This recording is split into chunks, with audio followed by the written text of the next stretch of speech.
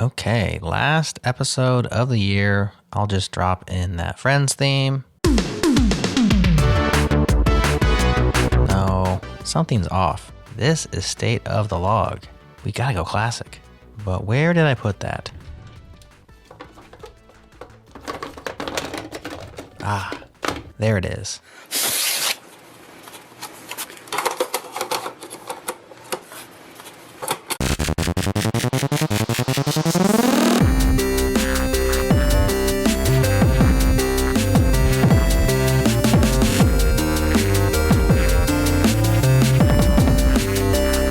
Oh yes, it's late December once again. That classic changelog theme song is bumping, and it is time for our 7th annual State of the Log episode. If this is your first time with us, welcome to the changelog. We are the software world's best weekly news brief, deep technical interviews, and weekend talk show that feels like hanging out in the hallway of your favorite conference, only on repeat. Big thanks to our partners at Fly.io for helping us bring you awesome developer pods all year long.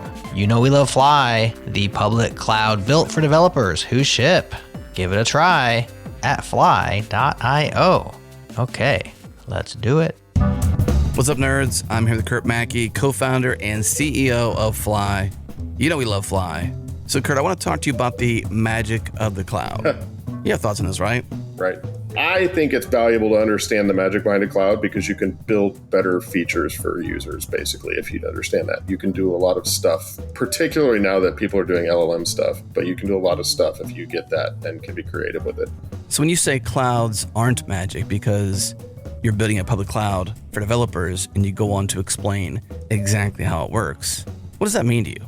In some ways, it means these all came from somewhere. Like there was a simpler time before clouds where we'd get a server at Rack Shack and we'd SSH it or Telnet into it even and put files somewhere and run the web servers ourselves to serve them up to users. Clouds are not magic on top of that. They're just more complicated ways of doing those same things in a way that meets the needs of a lot of people instead of just one. One of the things I think that people miss out on, and a lot of this is actually because AWS and GCP have created such big black box abstractions. Like Lambda is really black boxy. You can't like pick apart Lambda and see how it works from the outside. You have to sort of just use what's there. But the reality is like Lambda is not all that complicated. It's just a modern way to launch little VMs and serve some requests from them and let them like kind of pause and resume and free up like physical compute time.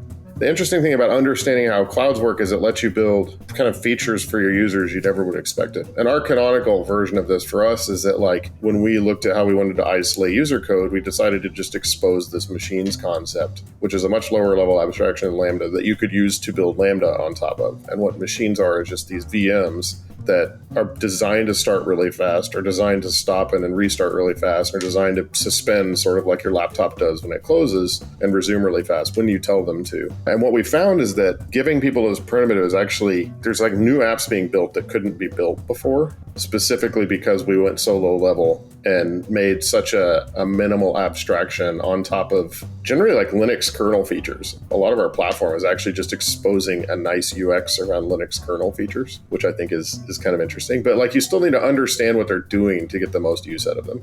Very cool. Okay, so experience the magic of Fly and get told the secrets of Fly because that's what they want you to do. They want to share all the secrets behind the magic of the Fly cloud, the cloud for productive developers, the cloud for developers who ship. Learn more and get started for free at fly.io. Again, fly.io. All right, man, here we are. State of the Log. Can you believe it?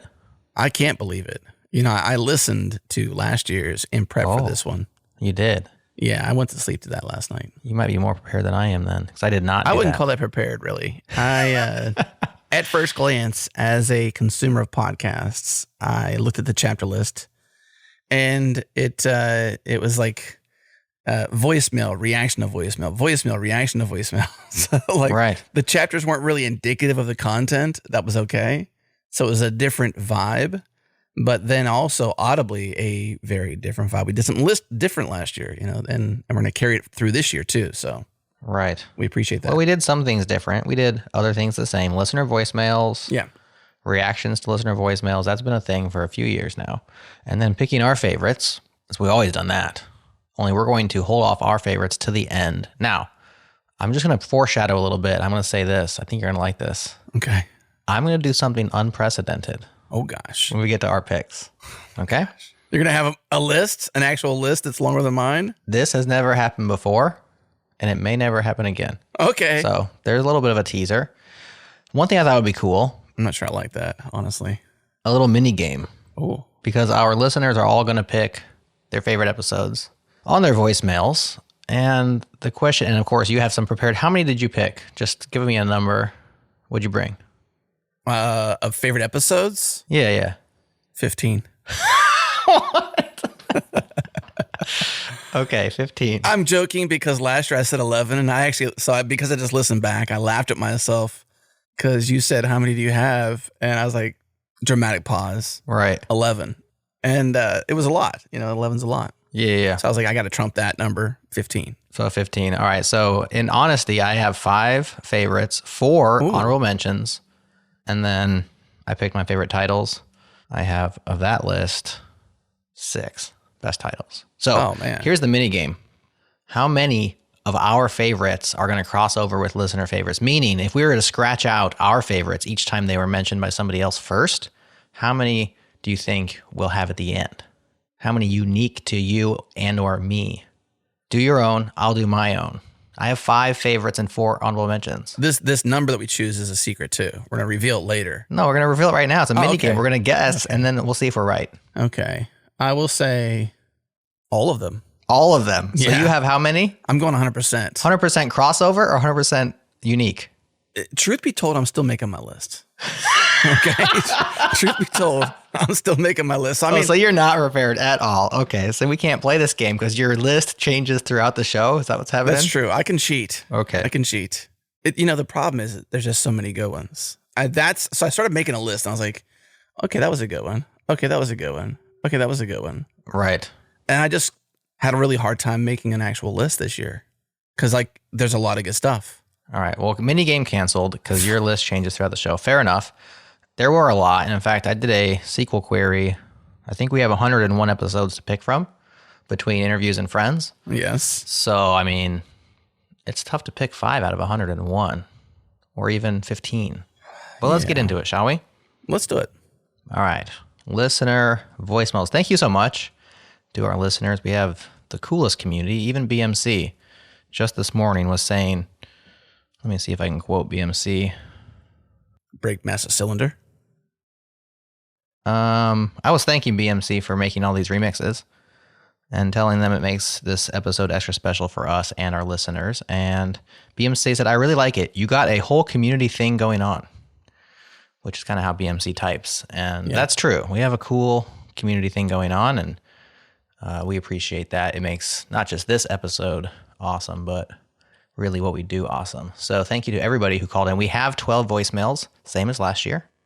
And we have one person who sent theirs in at the last minute. And if you listen to last year's, you already know who that person is. We'll save them to the end because, they deserve it. So let's get straight into it. Our first caller in is AJ Kerrigan. Ooh. Hi, Adam. Hi, Jared. It's some other rando named AJ Kerrigan. There was a bit of a theme to some of my favorite episodes this year. They talked about taking control of your own workspace, your tools, your environment, and thinking through what's important to you. And that could be starting at the hardware level, the lowest level. The interview with Kyle from iFixit or with Erez from ZSA about customizable ergonomic keyboards. That's building a solid base. And then moving up the stack to the OS, the Linux distros episode with George Castro on Ship It was another fantastic one. And what a lot of my favorite episodes this year had was some great Zulip chat. Moving to Zulip, the episode about Zulip, and then also seeing the changelog community move to Zulip was a great experience. As a listener, it's definitely much easier to keep track of chats now. And I love it, seeing the engagement from the Zulip team, hearing that hard P from Adam that now I've started doing, Zulip.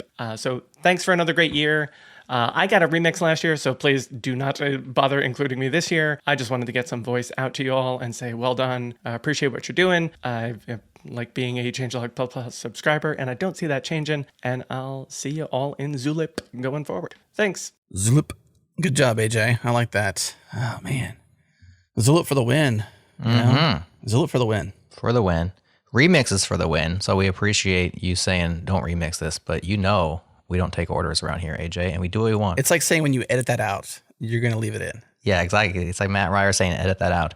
You're getting a remix, gosh darn it. But yeah, okay. So you have a moving list of episodes, but I'm guessing I Fix It, We Have a Right to Repair. That had to be on your list, right, Adam? It was. Actually, both of those were.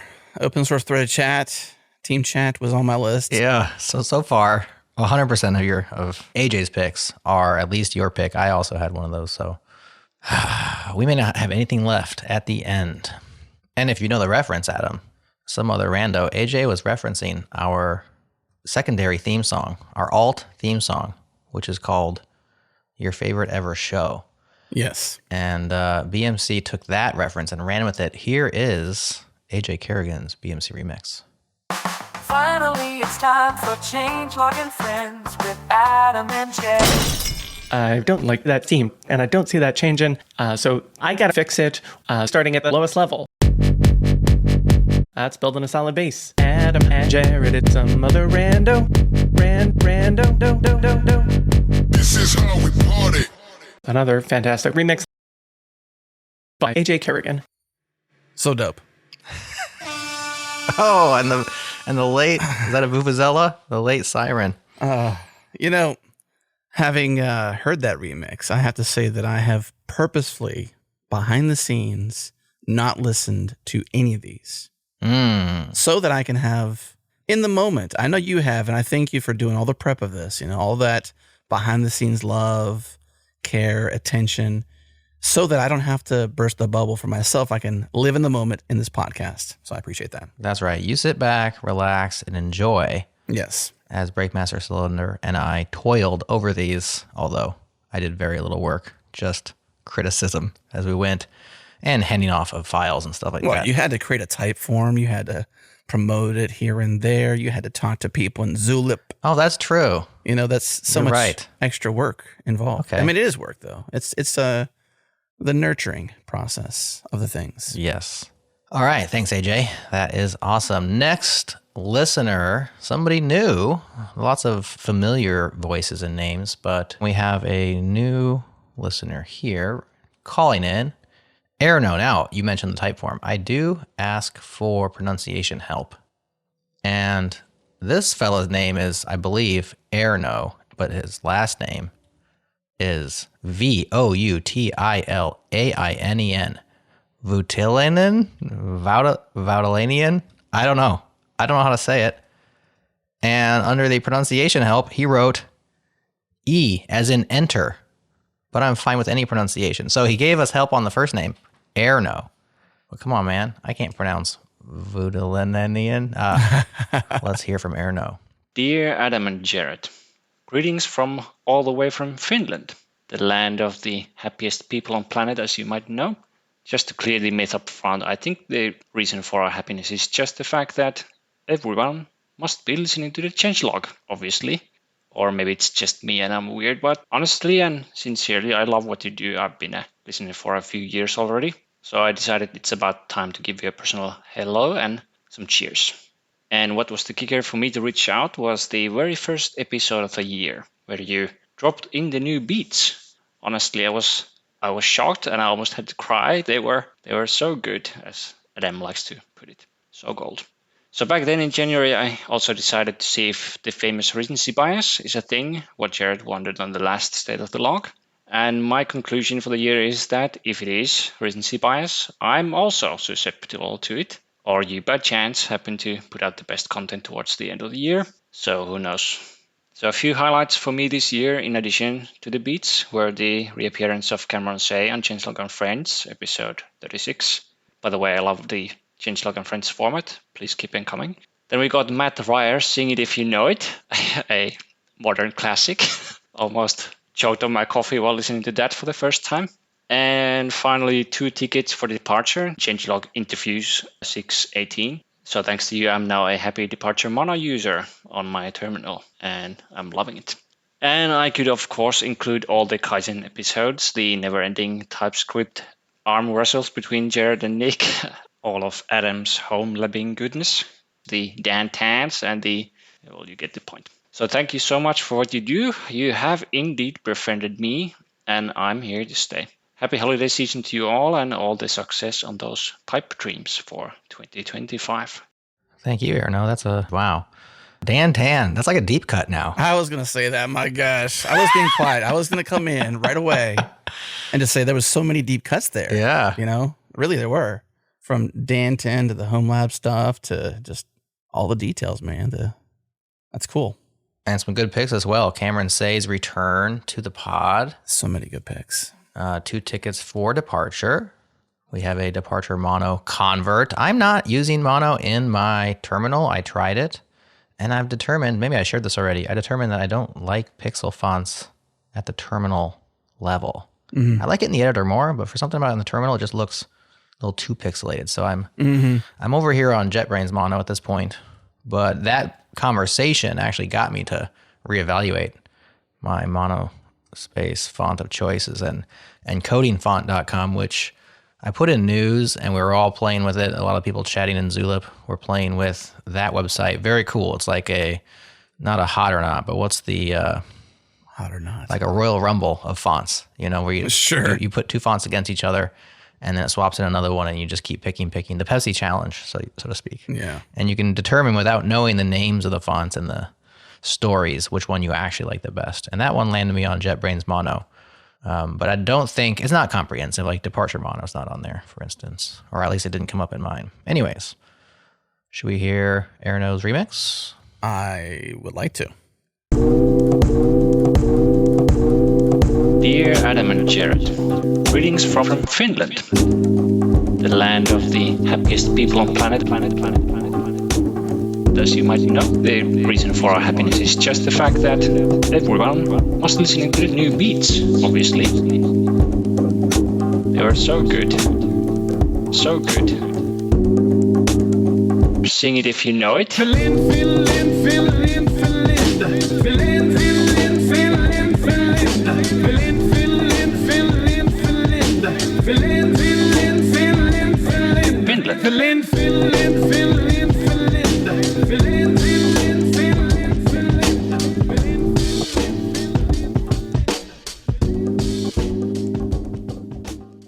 It almost sounds like he's saying Ferlinda. Ferlinda. That could be like a new Finland anthem, like maybe if they need a new national anthem, we could submit that one, perhaps. I think a theme will hit this year with the remixes, at least, that I know that you don't know because I've been listening to them as we go. I think BMC has some new toys. You think so? Yes. Like AI? Like there's more noises that don't come from the words of our actual listeners this year. I think BMC's playing, like the Finlinda, like that was not Erno. Or was it? It might be, actually. I don't know. I don't think so. I mean, you can really push the voice. Yeah.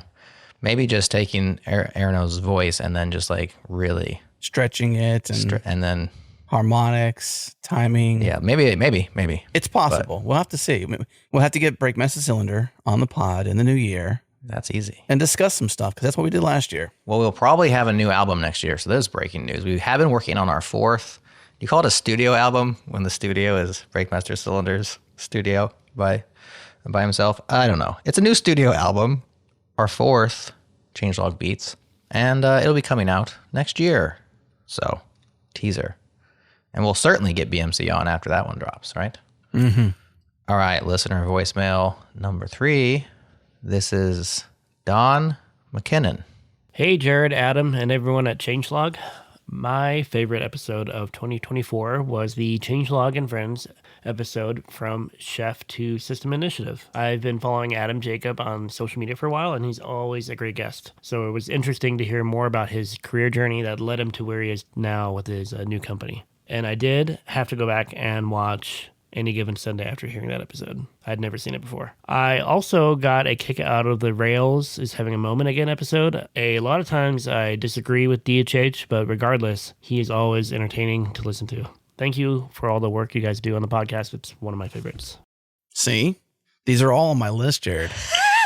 Okay. So you're bad. And so maybe you're right, 100%. We can just skip your section altogether at the end. Yeah, maybe we could. I'd just be like, just listen to the show, that kind of Right. thing. But that was a good show. Like, I really wanted to do that show for a very long time. The Adam Jacob Show. Yes.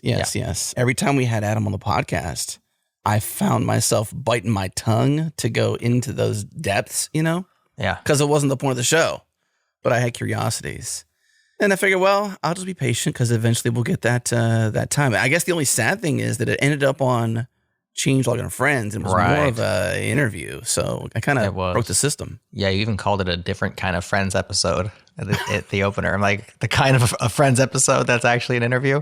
Yeah. Well, Sometimes you got to blur your lines, you have to. And I think that what I've learned from talking to listeners over the years is that their lines are very blurred for them, so much so that they don't know the difference half the time. Mm-hmm. So it's probably more on us, although Don sure noticed where it landed.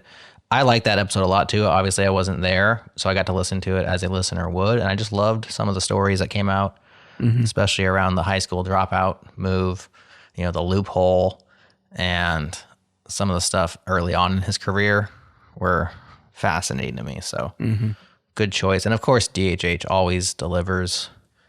And so that was a good episode as well. I don't want to call this out necessarily to try to embarrass Adam, but do you recall the part in the show where he almost cried? No. It was the first time I ever interview history or career or whatever you want to call it, where I've actually gotten somebody, I don't even want to say it like that. It's not cool. Right. You're not getting them to it. Like you're trying. Yeah, I'm not trying to do that. It's just, I don't necessarily want to make him cry, let's just say. But I do want to hear the good stuff. And he was sharing this really raw, emotional part of the chef history when he had to go out and, in quotes, or a version of quotes, paraphrase, command the troops, get them excited. And he just shared how he went back afterwards into his office and wept. And in the moment of sharing that story with me, he's like, I'm like getting emotional, he says, And I'm there visually, which is why I'm desperately wanting this video version of our show, because there's things you miss. Sure. And as a listener of that show, you only hear the audio. As a person who's there in the moment, we had to take a quick pause because he was getting emotional. And the reason why I share that it's not to expose that necessarily, but to point it out because I got to see that. And I felt like that was a raw, real moment with Adam in a conversation that was quite lengthy. It was like 2.5 hours, I think, real time, maybe 2-ish hours, produced. And that's why I like doing podcasting, because you get that truly real, truly authentic, truly deep, when you can go there kind of conversation that can only really happen in a podcast like that. You are the Barbara Walters of our... Barbara Walters. You like my impersonation? That was good. Barbara Walters. All right, Don, BMC, hook him up. My favorite episode was from Chef to System Initiative. I've been following Adam Jacob on social media for a while. I've been also following Adam Jacob to work, and I got kicked out of his company. So it was interesting to hear more about his career journey that led him to kick me out of his company. And I disagree with him, but regardless, he is always entertaining and he is always kicking me out.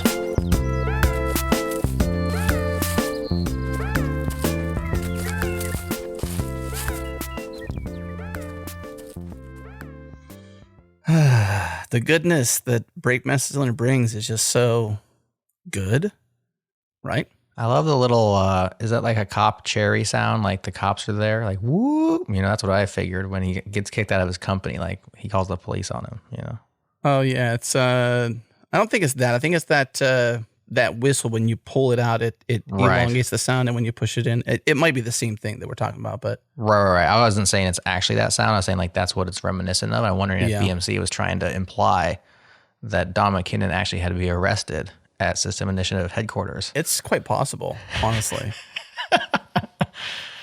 That'll make you cry. All right. It's quite possible. Moving on to longtime listener, I believe new Changelog Plus member, if this is indeed the same, Andrew O'Brien. Hey, Jared and Adam. Thanks for another year of great pod. Big thanks to Adam for giving me the push I needed to finally rewatch and finish Silicon Valley. Also, an apology. I'm sorry for ruining the whole Antarctic data center joke in one of your Fly.io ads. I asked follow-up questions and then it went away, so I feel responsible. Anyway, here's my message to anyone listening who has a professional development stipend to spend before year end. Everyone knows that Changelog++ is better, but what my theory presupposes is that it's a membership that gets you more educational material, so work should pay for it. Fill out that reimbursement form and get that warm, fuzzy feeling for supporting independent tech media. Thanks again, guys. Now, there has to be an inside story on this Antarctic code vault. So do you know Andrew and you were interviewing him for something or? No, this is disconnected. Okay. So for a bit there on the Fly homepage, it said, I can't recall how many continents are. Is there 7 continents? Oh, yeah. I always forget. Yeah. I'm too old to remember this stuff. There are 7 continents, aren't there? Right. I believe there's 7. And they mention Antarctica coming soon. Right. I thought as a joke, and I started saying that as part of the, big thanks to our friends at Fly and partners of Fly. All right. Antarctica coming soon, And I think that's what he's referencing. And I didn't take it away from that because he said something in Slack. I think it was Slack at the time. Oh, okay. So he brought up in Slack and ruined the joke. Yeah. But he did ask if, I think it was him. And Slack is a challenge because it's hard to find the right people, I suppose, over the years. But I think Zulip's a bit easier to catch with people because you see the thread longer. That doesn't go away. It's not really ephemeral. So I don't really recall the conversation in Slack necessarily, but I do recall the conversation around speculation of if it truly was going to be in Antarctica coming soon. We speculated whether or not there was, servers down there because there's bases down there, etc. If there truly is a down there, flat earthers. So that's what it is. I thought you were going to keep talking. You just ended it. You just mic dropped on the flat earthers. I dropped it on the flat earthers, man. Yeah. So a couple of things. First of all, great idea. Thanks for promoting, Andrew, the concept of having your employer pay for your Changelog++ membership. I mean, come on. This is continuing education at its core, is it not? I mean, I think that's awesome. Do more of it. Great idea. Everybody who thinks of it thinks, why not? If you haven't thought of it, hopefully now you've thought of it. It's a win-win-win. I will shout out to Andrew for what I think is a Royal Tenenbaums deep cut. In the middle of one of his sentences, he says, my theory presupposes, which to me sounded very much like Owen Wilson on Royal Tenenbaums talking about Custer dying. I'm going from memory. It's like everybody knows that Custer died at the Battle of Little Bighorn, something like that. But what my book presupposes is maybe he didn't, something like that. Well, everyone knows Custer died at Little Bighorn. What this book presupposes is maybe he didn't. So, Andrew, if that's indeed your reference acknowledged, friend, and you have a Royal Tenenbaums fan here. If not, then I just completely read into something that didn't exist. And either way, go check out Royal Tenenbaums. Good movie. I've never watched that movie, I have to confess. Do you like Wes Anderson? Maybe. Okay. What kind of movies has he directed? Royal Tenenbaums. Okay, that's a good one. Well, I guess we'll find out. Bottle Rocket, Fantastic Mr. Fox, The Life Aquatic with Steve Zissou. This is all from memory? Yeah, I'm a fan. I'm a Wes Anderson fan. Wow, I'm proud of you. Yeah, you're welcome. Let you quickly LLM'd yourself or something. No, I'm just going from memory. Wes Anderson. He has a very specific style, a very specific taste, and all the same characters like Owen Wilson, Luke Wilson, Bill Murray, Angelica Houston, like these people, Jason Schwartzman. He has all the same actors in his George Clooney in his movies all the time. And I just watched Fantastic Mr. Fox with my family a few weeks back, and that movie completely holds up. I just utterly enjoyed it. I'm gonna have to circle back. So I resisted the Royal Tenenbaums. Mm-hmm. I thought it looked maybe strange. Also, 2001 wasn't a year I was watching a lot of movies. It is strange. It takes a specific taste. I think you either love Wes Anderson movies or you hate them because they're shot in a specific way. In fact, Adam Lissagore, here's another foreshadow, and I were talking about how I felt like his commercials, like a lot of the sandwich films, were borrowing not prompts, but homages to Wes Anderson. He's like, yeah, totally. Wow. He shoots he has his choreography. It's amazing, but it's also like very opinionated and specific. And so if you don't like that style, and the humor is very subdued and somewhat intellectual, and so it's not like a a Tommy Boy. You know, it's like it gets funnier the more you think about it. When the first time you hear it, like, this is ridiculous. Like, it's just so stupid. So I'm not saying that you'll necessarily love Royal Tenenbaums, but if you watch it, it's well made. So you at least appreciate the craft. And if you enjoy it, there's a whole bunch of movies waiting for you. Just like it. Yeah. Or versions of it. I do recall the Grand Budapest Hotel being promoted. Yeah. Was that a good one? That's a good one. It's not my favorite. I think Tenenbaums is a more approachable movie to start with. Okay. Fantastic Mr. Fox because it is animated. Okay. A great music, by the way. It's very approachable. Kid friendly? Yes. We watched it with our whole family. There are a few things that are like adult things, but they just fly right over the kid's head. It's not like the whole movie's like that, but there are moments where you're like, this is kind of mature, but the kids just don't notice it. This isn't the best place to go for this, but it's one of the places I go to it. But if I want to know if I can trust this for my kid, I do use IMDb's section where it talks about parental spots. It's like as you scroll the profile page for a movie title, there's a section that talks about the different things that appear in the movie, specifically for parents to, gauge whether they should or should not. Like nudity, violence, etc. Yeah, there's also like specific websites that are watching. One that I don't know if is good anymore, but used to be good was called Kids in Mind.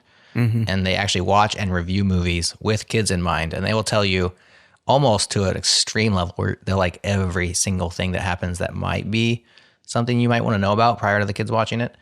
And so in the past, I have used that. I know there's other ones. Do you recall a female in the movie being called the town tart in her youth? Yeah. Okay. They highlighted that as sex and nudity. Right. Which is cool. It's called the parental guide. She's the town tart. She's the town tart. That goes right over their head, doesn't it? They're like, what's a tart? Why would the town have a tart? Like Pop-Tarts? What are they talking about? Yeah, sure. Pop-Tarts are sweet. All right. So anyways, we could have just created an entire tangent around something Andrew wasn't referring to, but if you were indeed referring to a quote from Royal Tenenbaums, reference acknowledged. All right. Here is Andrew's Breakmaster Cylinder remix. Hey, Jared and Adam. Thanks for another year ruining Silicon Valley. Big thanks to Adam for giving me the push I needed to also ruin Silicon Valley. Oh my gosh. Anyway, here's my message to everyone listening. Silicon Valley. Also, an apology. I'm sorry for my message to everyone listening. I feel responsible. And you should. So many dings. Well, I told BMC you literally can't have enough dings. Literally cannot. So yeah, I mean, in a sense, maybe we have ruined Silicon Valley, but also maybe I don't think so. In a sense, we've brought it back. Yeah, I think we've been responsible for a lot of HBO subscriptions. I think so. We should get an HBO Max affiliate code or something. We really should. Like every time you stream that, there should be a royalty, like an Adam and Jared royalty. I would just take a 4K version of the entire series. You don't have that? They didn't shoot in 4K or? Well, if you recall, Christina Warren, if you recall, she and I, or at least she was, and we were both lamenting, at least I was lamenting this, these studios purposefully withhold the higher resolution versions on disc. Like they make you subscribe to the service to get the higher resolution. So there's lots of Seinfeld even, I believe, in like DVD quality. Like, come on, for real? Yes. Not even Blu-ray quality, DVD quality. You're about to get Rage Monster out. Let's not do this. Let's move on. Tone it down, hold still. Yes. This is supposed to be a happy time, state of the log. It is supposed to be a happy time. But I don't believe that we've Breakmaster Cylinder. We did not ruin Silicon Valley. Thank you for the dings. No, Andrew O'Brien ruined it. He feels responsible. Did he actually say that in his actual voicemail, though? I don't think he did he? No, he said that you caused him to go watch Silicon Valley. Right, and then BMC remixed his words. That's right. Yeah, that's what I was thinking. I mean, that's what you sign up for around here. It's a remix, right. We're going to hijack what you say and make you say something different. I mean, pretty much. Don Mackinnon just told a story about how he got arrested at System Initiative headquarters, And he doesn't agree with Adam. I don't think that really happened. No, I don't believe that happened at all. Let's hope not. We'll have to confirm. Silicon Valley.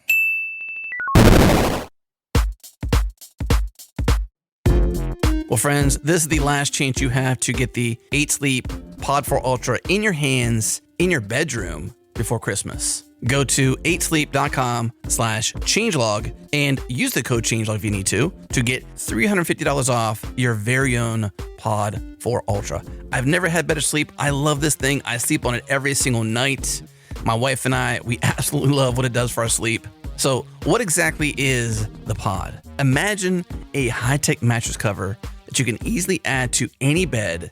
And this isn't just any cover though. It's packed with sensors, heating and cooling elements. It's all controlled by sophisticated AI algorithms, and it's all designed to give you better sleep. It's like having a sleep lab, a smart thermostat, and a personal sleep coach all rolled into a single device, and no wearables required. It uses a network of sensors to track a wide variety of biometrics while you sleep, sleep stages, heart rate variability, that's so important, respiratory rate, temperature, and so much more. The best part, it does all this without you having to wear any devices. Again, no wearables. And the accuracy rivals what you would get in a professional sleep lab. The Pod uses precision temperature control to regulate your body's sleep cycles. It can cool you down to a chilly 55 degrees Fahrenheit or warm you up to 110 Fahrenheit. And it does this separately for each side of the bed. This means that you and your partner can each have your own ideal sleep temperature going on. And the really, really cool part is the Pod uses AI and machine learning to learn how you sleep, to learn your sleep patterns over time. And it uses this data to automatically adjust the temperature of your bed throughout the night to fine tune how you sleep, to give you more REM sleep, to give you deeper sleep. And that's the part I love most. And all this functionality is accessible through their awesome mobile app. You get detailed sleep analytics, trends over time, and even a daily sleep fitness score. Again, go to 8sleep.com/changelog. Use our code changelog. Get $350 off your very own Pod 4 Ultra. Do it now. Sleep well for Christmas. Again, 8sleep.com/changelog. And also by our friends over at Wix. I've got just 30 seconds to tell you about Wix Studio, the web platform for freelancers, agencies, and enterprises. So here are a few things you can do in 30 seconds or less on Studio. Number 1, integrate, extend, and write custom scripts in a VS Code-based IDE. 2, leverage zero setup dev, test, and production environments. 3, ship faster with an AI code assistant. And 4, work with Wix headless APIs on any tech stack. Wix Studio is for devs who build websites, sell apps, go headless, or manage clients. Well, my time is up, but the list keeps going on. Step into Wix Studio and see for yourself. Go to wix.com/studio. Once again, wix.com/studio. All right, next up, an old voice, Jarvis Yang. I think Jarvis calls in every year and gives us shout outs, but also gives other people shout outs. And this is no different here. Jarvis is going to shout out us as well as somebody else. Here he is. Nyajong changelog. That's hello and mong. As the year comes to a close, I wanted to give a big shout out to both the Ship It podcast and Prime Digital Academy. When I started diving into DevOps, Ship It became my go-to resource. Gerhard, Adam, and Jared, you've all taught me so much and it had a huge impact on my journey. Thank you for everything. I also want to recognize Prime Digital Academy, which, after 10 incredible years, is closing its doors. Prime was where my second career in software development began, and it helped me through some of the toughest times in my life, gave me an amazing supportive community and lifelong connections. A special shout out to my @Bash cohort, ooh ha ha, and of course, to Mary and Christy. Thank you for being such inspiring mentors. It's bittersweet to say goodbye to both Prime and the Ship It podcast, but the impact you've made will stay with me and so many others. Thank you for being such a big part of my journey. There's an obvious thing here, right? I mean, are you going to say that? Go ahead. What is Prime Digital Academy? First time hearing about this. Did I miss something? No, this was a boot camp that Jarvis went to. Okay. And just like last year, Jarvis shouted out, I think it was like Minnesota Gophers or something. Like he likes to give shout outs. And so he gives Ship It a shout out, and then he gives Prime Digital Academy, which is a software engineering boot camp that helped Jarvis launch his career. And it's closing down after 10 years. And so there's some alignment there with Ship It being retired now. I see. There's your connection. Oh, okay. That makes more sense. I was like, gosh. Okay. I thought we were getting credit where credit was not due. or conflation. I was like, what is going on here? I'm down. I'm on the webpage, primeacademy.io, by the way. They're in the mix of the IOs that may get repurposed. We'll see. And I'm on the about page and I'm like, meet our team. I'm like, I don't know any of these people. Where is the connection? Please help me. So anyways, that's it. So Jarvis then sent me this note in addition to the audio submission. Glad to hear that Ship It is getting its spinoff and looking forward to more of the dynamic duo, Justin and Autumn. So yes, Ship It will have a continuity. It will have a continuation as a different pod called FAFO, Fork Around and Find Out. And then he says, for context, Oohaha, which you heard him say Oohaha. Yeah, I did say it. Was his cohort's call out on campus. So they would say that to each other. And so he was giving him a call out. Okay. All right. Can I share a call out that I used to do back in the day? What, Ruha? No, this is gonna be epic. Okay, I like it. This can be epic. This should be clipped. VICTO. Victor. VICTO. Victor, you mess with the best, you down with the rest. Victor what? Victor what? Wow. That's not my best rendition, but it's a pretty good one. Say more. The context. I was in the military, of course. And the military has an alphabet, A through Z, just like anybody else. But V is Victor. So when you do the phonetic alphabet, at least the military version of it. Alpha, Bravo, Charlie, Delta, Echo, all the things, Foxtrot, all through V, which is Victor. And so I was in Victor Company. Oh. And so every company is charged with creating their own thing to kind of get the hype, kind of like this Oohaha thing, except for that one's shorter, right? Yeah. And so it was Victor Company, VICTOR. Victor. Love it. Yeah. You should send that to your old Victor Company colleagues. What do you call them? Colleagues. Troops, I guess. Soldiers. Yeah, your fellow soldiers. Yeah, fellow soldiers. But the you mess with the best, you down like the rest. Victor what? Victor what is the clincher. Love it. All right. Jarvis remixed. Oohaha.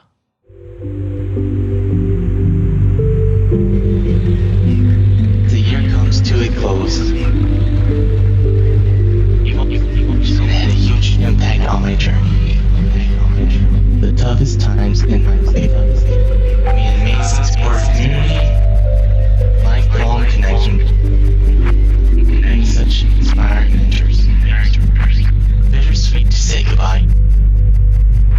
And you've made you stay with me. And so many others.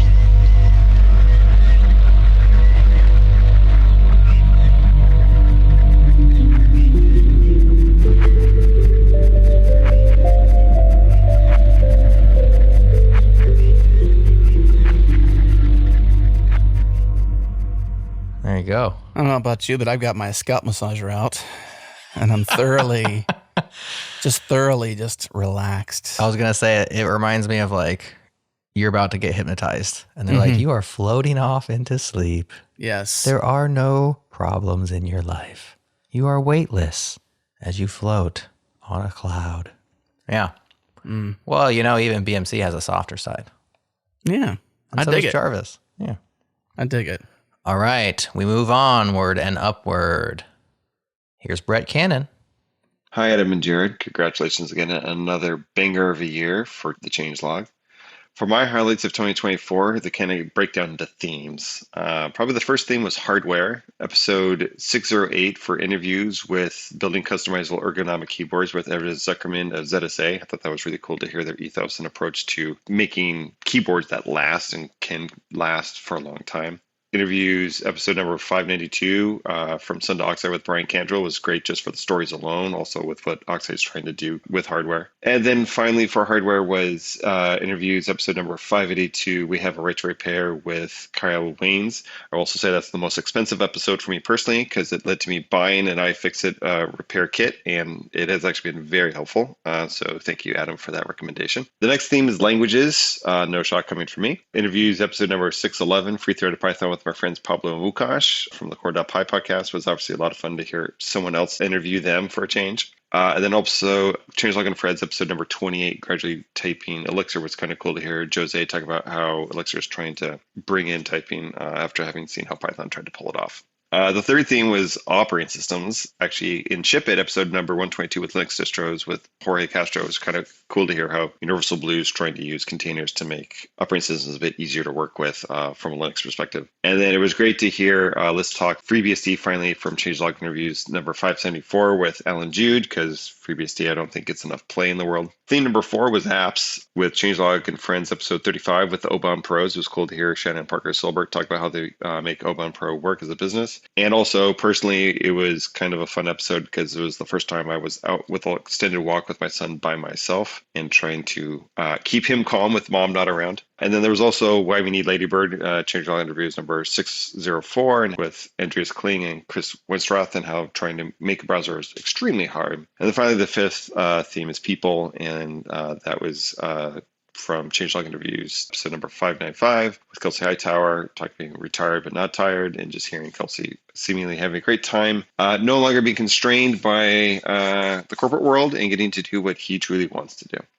Once again, congrats again for a wonderful 2024, and look forward to 2025. Bye. I'm thinking Brett just knocked out the rest of your list.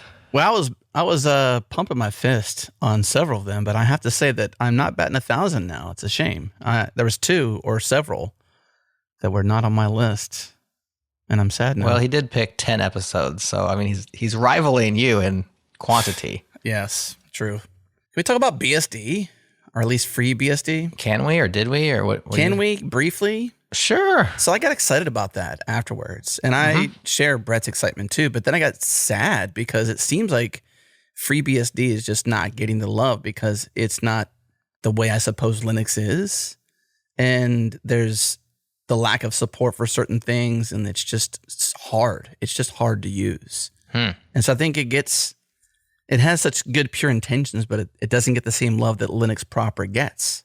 Gets the same love in what way? What do you mean love? Well, obviously Linux is, won over it is what I mean by that. But I think corporate love. I think developer love, really. Investment potentially. But I believe, I can't recall in this moment, I'll have to go back in my links and find it. But I believe earlier this year, there was talk about how FreeBSD wasn't supporting certain things and they were falling by the wayside. And essentially, it seemed to me like if I was reading the tea leaves, pay less attention to it because it's just eventually going to always be this super minority it's a niche. Yeah. I mean, you really got to want to feel the pain, I suppose. Right. Or have already overcome the pain. That's why the reputation, and I brought that up, I think, on that episode. Yeah. Is that BSD people are generally more expert because they have to be, and it's harder to use than Linux. Not necessarily because it's more complicated or wrong or anything, but just different. And a smaller community, so less helps, less investment, less support, etc. So sorry to hear that, but there's certainly people who love and use it and build cool things with it. That being said, you should check it out. I'm actually on hackaday.com on a post from this year, and at the very end, just scanning it, it says FreeBSD is here to stay. So don't take it from me. I am not steeped in all the things. I'm not a great... You just tried it. You hit some bumps. Yeah. You saw some people saying it was not going to be supported for whatever you're up to, and it's Precisely. It's kind of just the harder path in some cases than not the straight and narrow, than the mainstream path. I mean, that being said, I did spin up ZFS. I did get a file server running. I did do all the things I intended to do. Do you remember where you got stuck? I didn't get stuck. I didn't actually have any issues with it personally, but it was just this tension of what FreeBSD was supporting and what it wasn't supporting and how it was being supported. And then you got TrueNAS, who moved away from FreeBSD to basically a Debian, version of, and they're deprecating. They're sort of maintaining the FreeBSD flavor, but TrueNAS Scale is the future of TrueNAS. Not that they're the litmus test of FreeBSD dying or not. It's just if the people making a file system and a server can't build their future on FreeBSD, then who can? Where does it really fit? And so that's what was making me think, well, maybe it's just not worth my... It's not that they can't, it's that they chose a different way. Sure. Yeah. Fair enough. I had no problem with it. I loved it. It was actually kind of fun. Except it was limiting, to me at some point. Now, do you recall Brett's voicemail last year You probably just listened to it last night while you're going to sleep. Oh, yeah. Andrea, my wife, Andrea. All right, good. All right, here we go. Here's Brett's remix from this year.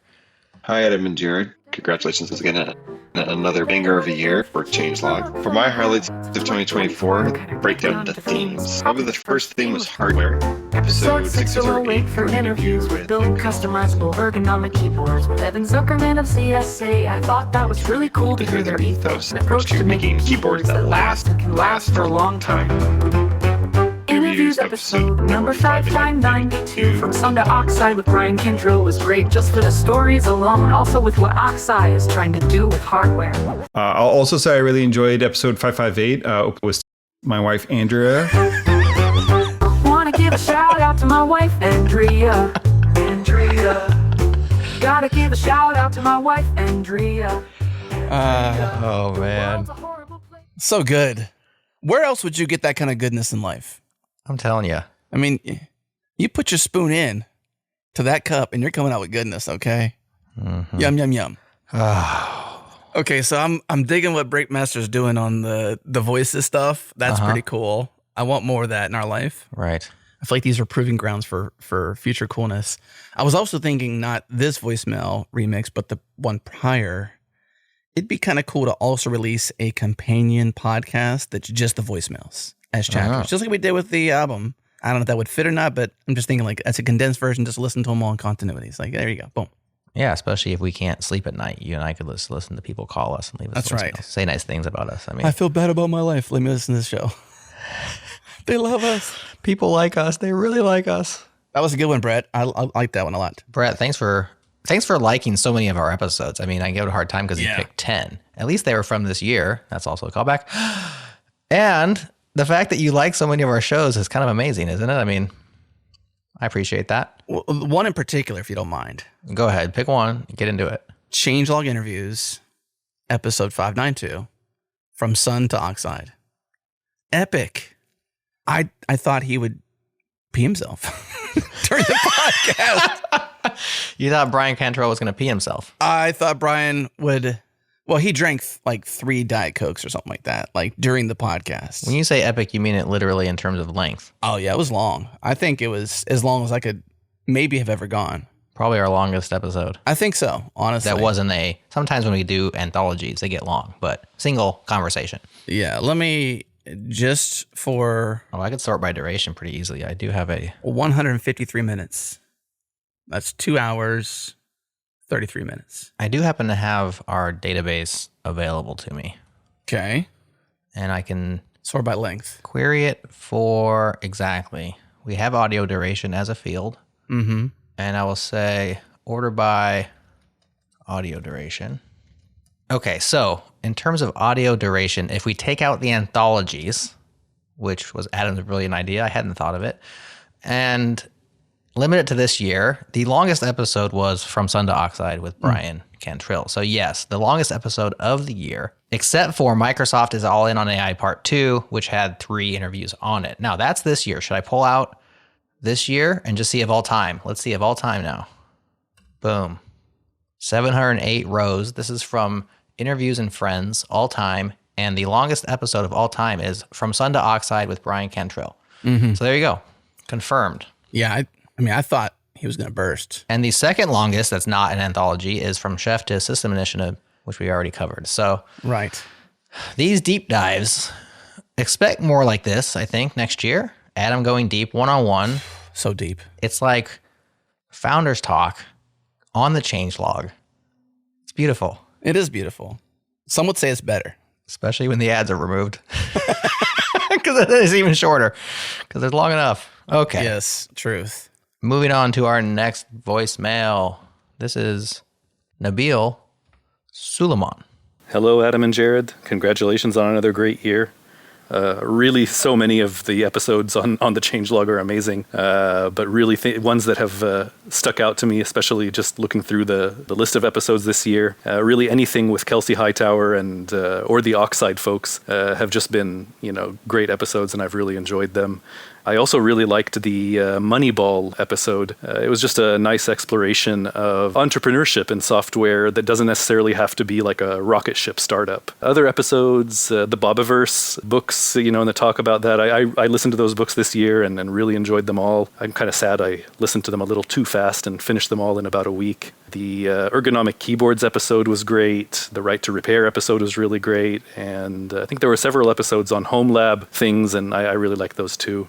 For me, the changelog is a big source of discovery for new types of software and things like that I had never heard of before. This year it was Zulip, I think, in particular. And it was great timing because I was getting tired of Slack and the other mainstream chat platforms. Zulip was just a nice breath of fresh air, and I've really liked using it. From other years, especially Doppler and Nats were two pieces of software that are still a very big part of my software systems now, and I really appreciate being introduced to these softwares through your podcast. Anyways, thanks again for a great year, and I'm looking forward to the next. I dig it because Nabeel he started the WordPress drama thread, by the way, and has been consistently posting in there. And that's been going on for a while, so much so that I'm scrolling back. So September 21st, Nabeel posted odd drama going on in the WordPress land, thoughts, and linked out to like 2 X posts. Mm-hmm. And then, yes, Don Mackinnon just after that. So maybe that was where you were connecting it a little behind the scenes there. But yeah, dig those. I mean, thanks for listening. So awesome. Yeah. And being in Zulip. That's right. And joining us there and threading up the threads. I like to hear stories like this one where it's like, I found cool technology because of the show. I adopted cool technology. Now my life is better because of cool technology. Like for me, that's kind of what we are all about, is like finding cool stuff, showing it to people, talking about it. That's a win. It's a big win. Yeah, it's always been this spotlight kind of nature behind the scenes, this exposure, where is the light less shined, and shine it there and see what's over there. And sometimes it's not so much duds, but like just cool stuff, but not so interesting. Yeah. And then sometimes it's like, wow, there was a diamond in the rough over there, and we found that thing, and now it's like, boom, it's all the places doing all the things like Zulip. Clean it off, shine it up. Now hanging out in Zulip. And Bobiverse. The Bobiverse has got to be exposed there. It's not software, but it is books. Certainly on your list, the Nissy Taylor episode. Yeah, it is on my list. How does it feel that your list is almost entirely predictable? Well, do you got any surprises in there? I don't know. I mean, is that a good thing or a bad thing? What do you think? Well, that's why I asked you how you feel. I don't know if it's good or bad. I feel like that means that I'm probably in alignment with our audience. No, I mean, not predictable by them, by me. Like, I know which ones you're going to pick. It's just because I know you so well. Well, yeah. I'm cool with that. There you go. That's what I mean. I dig it. Okay, good. So do I. Here's Nabeel's remix. This year, kind of sad. I think there were no episodes on rocket ships. I really like those. I think there were several episodes on software things, never rocket ships. Entrepreneurships, great, anything with ships. But really, so many of the episodes are about software, things like that I had never heard of before. That doesn't necessarily have to be like a podcast. I really like rocket ships.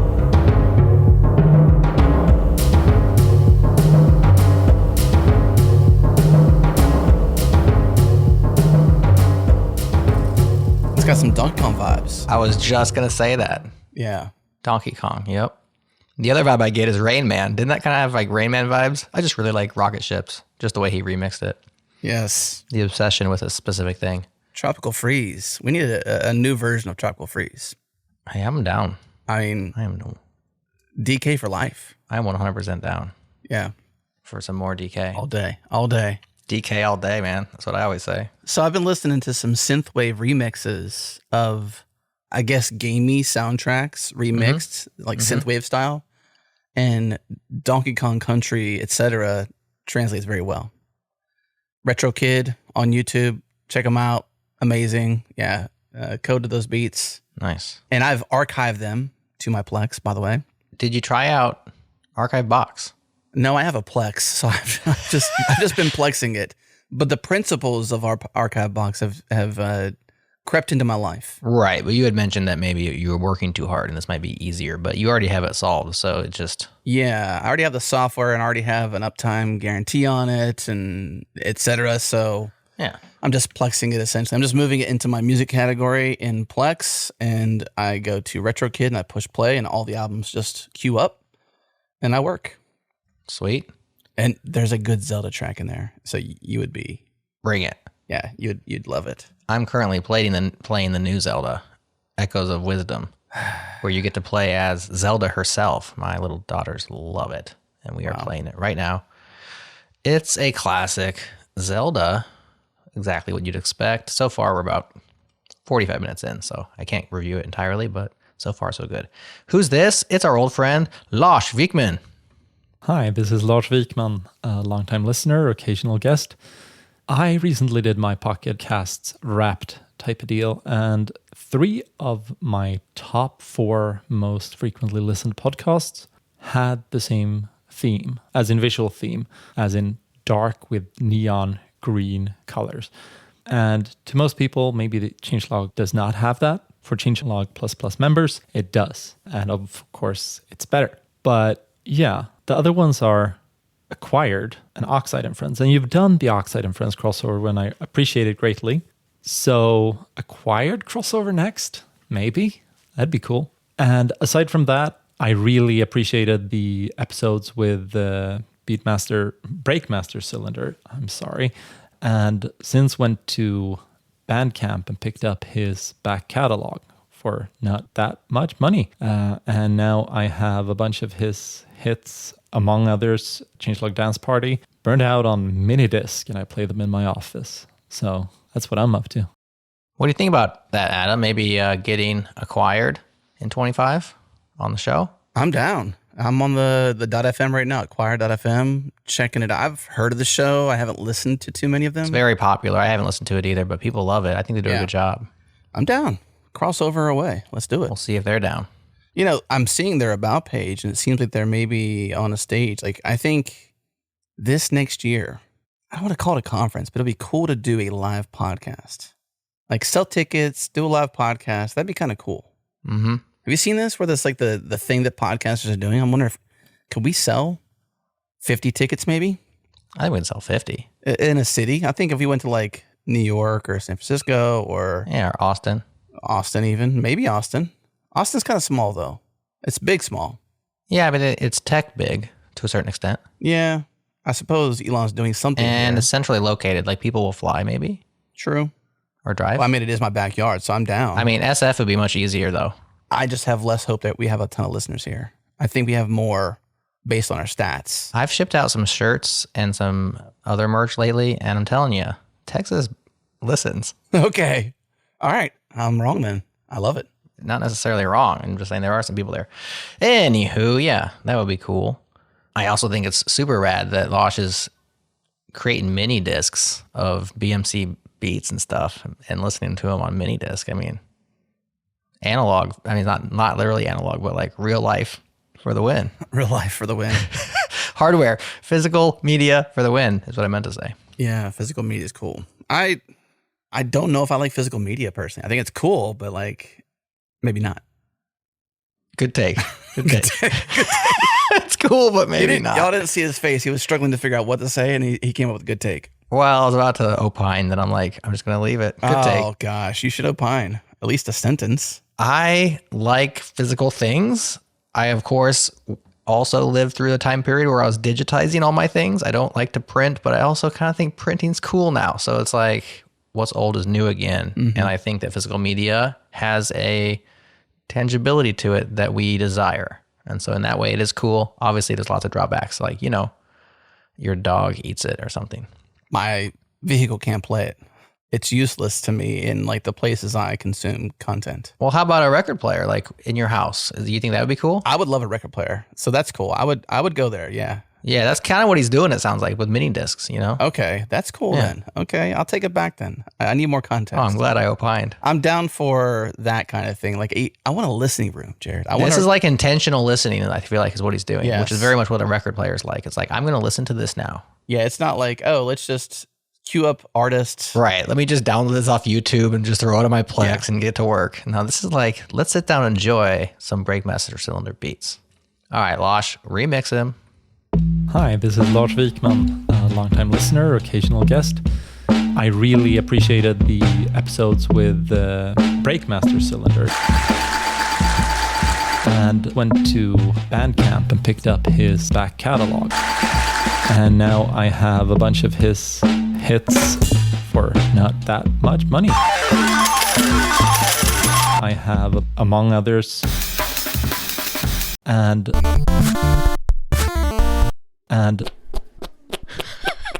gosh, I had a dance party in my office. That's what I'm up to. I have a dance party in my office. That's what I'm up to. So I can say that I don't know if this is how your household went, Jared, but the moment that dance party was on the actual, I guess, proverbial airwaves, like on Spotify, I was like, okay, that's when it's real. Yeah. And, obviously we QA'd it. We kind of like previewed some things, but I didn't listen to it with intention and enjoyment and motion, like body motion, until it was on Spotify. And the moment it was, I queued it up and legit, me and the kids just danced. They mainly danced a lot. I just like moved a little, They were really having a lot of fun for the whole thing. Like we just listened end to end the entire album. It was awesome.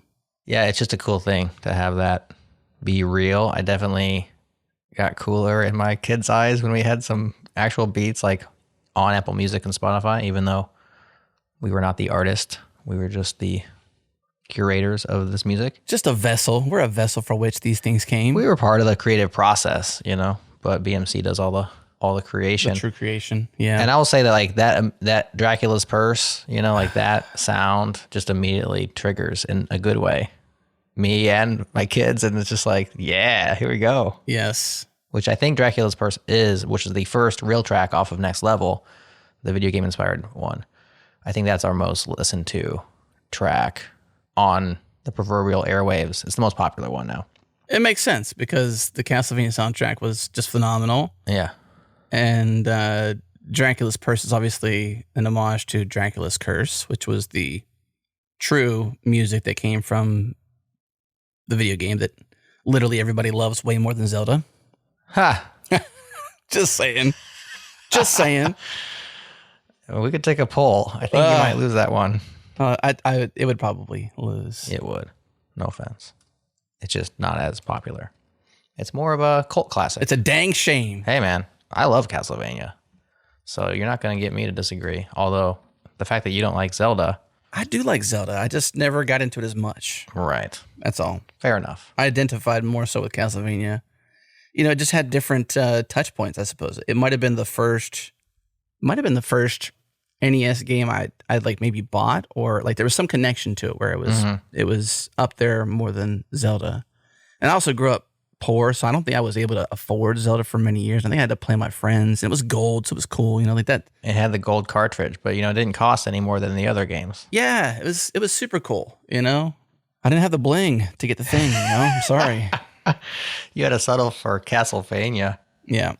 All right, moving on. Here comes Nick Nisi. My favorite episodes of the Changelog are the ones where Adam and Jared just let loose and just get so excited about the topics that they're discussing. That's things like Home Lab for Adam. His face just lights up. You can hear it in his voice. He gets very excited about that. And the same thing goes for Jared when it comes to TypeScript. He just can't control how excited he is about type-safe JavaScript, and it really shows in the podcasts. Aside from that, I really enjoyed hanging with you guys at that conference in January, seeing you work the hallway and get amazing interviews from attendees and speakers, and playing a really fun game of JS Danger. That was so fun. Thank you for all that you do, and I am very much looking forward to what this new Changelog podcast universe is all about. So much emotion, Nick. I appreciate that. Nick brings it. He does bring it. So then I'm thinking like, okay, he was joking about you, obviously, because you hate TypeScript. So was he joking about you? Or at least you do on a podcast. And I'm thinking like, maybe he thinks I don't like Home Lab and he's not telling the truth about me. I think he was being sincere with yours and joking with mine. Gotcha. It's part of the shtick, right? It's a setup. See, he set it up. Yes. Right. Nick's a showman, you know? Good one, Nick. He knows how to set it up and knock it down. I think that was the first time I met Nick. Yeah. Well, no, I met Nick back at the JS conference back in like Nebraska times. The very first Nebraska JS Conf, yeah. Yeah. And we've obviously digitally hung out. Right. Zooms and Riversides and podcasts. But I don't think you guys hung out back in that. We were very busy. There were so many balls in the air between organizing the conference and trying to do Beyond Code, the video thing we were up to. Yes. It was a whirlwind. We should bring that back just for fun to see what people who never saw that, just to get a glimpse of like the experiments, you know, the trials and tribulations. Right. It's out there. There's a playlist on our YouTube. I'm not going to link to it directly, but it's there. I'm not going to link to it directly. You will not get a link from me. It was the very first Changelog Films effort, I think. Yes. It was, I do want to say though about Nick, he's actually pretty cool. Surprise.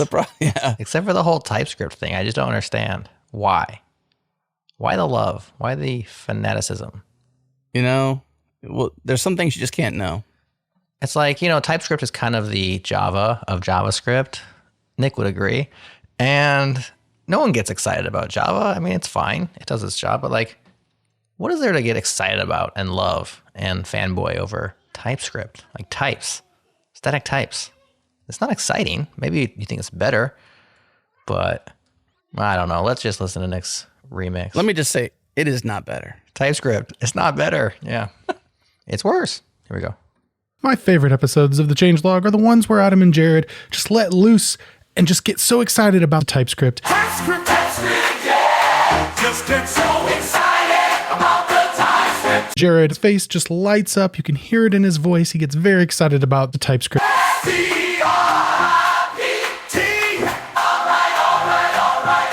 I want to say thank you. And it really shows in the podcasts. Aside from that, I really enjoyed hanging with you guys at that conference, all about type-safe JavaScript, and it really shows.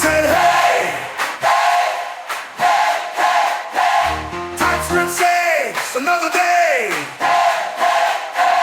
Said hey.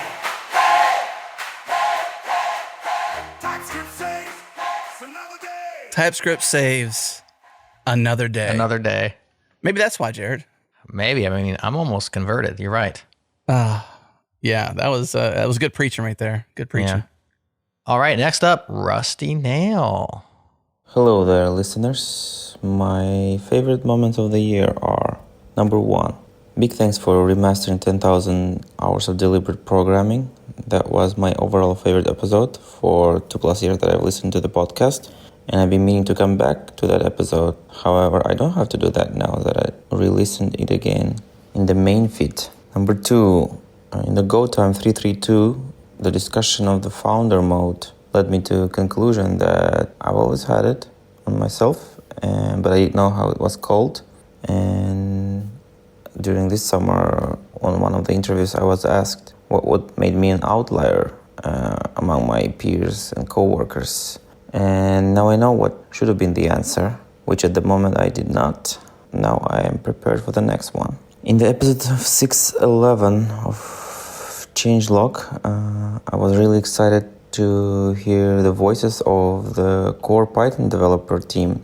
I've programmed in Python all my career, and I have never interacted with these people in any way. Hearing the voices, I was genuinely excited about it. In the Practical AI 257, it was mentioned how the role of corporate culture and non-tech people impacts the AI adoption in big corporations and organizations.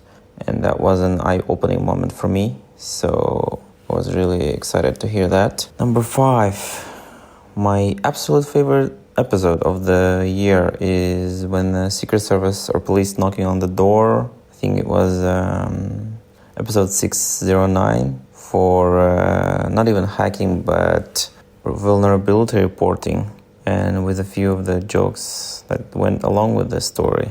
Next, we share a fun fact in our morning stand-ups, and the day I learned about the buzz factor from the Changelog conference number 70, I had to share the fun fact, and I shared with the team was what buzz factor was, but it was actually called Morbid by our CEO. And finally, I think we're missing Insane Hiring Market episode this year. And this was the year that I shifted my job. First time over the last 5 years. And if you are going to do it, I do have a question to ask. It's more like a paradox. If everyone complains about not having enough talent and people to hire, when you apply for a job at some company, you never hear anything back if you don't have any connections there. How does this paradox happen?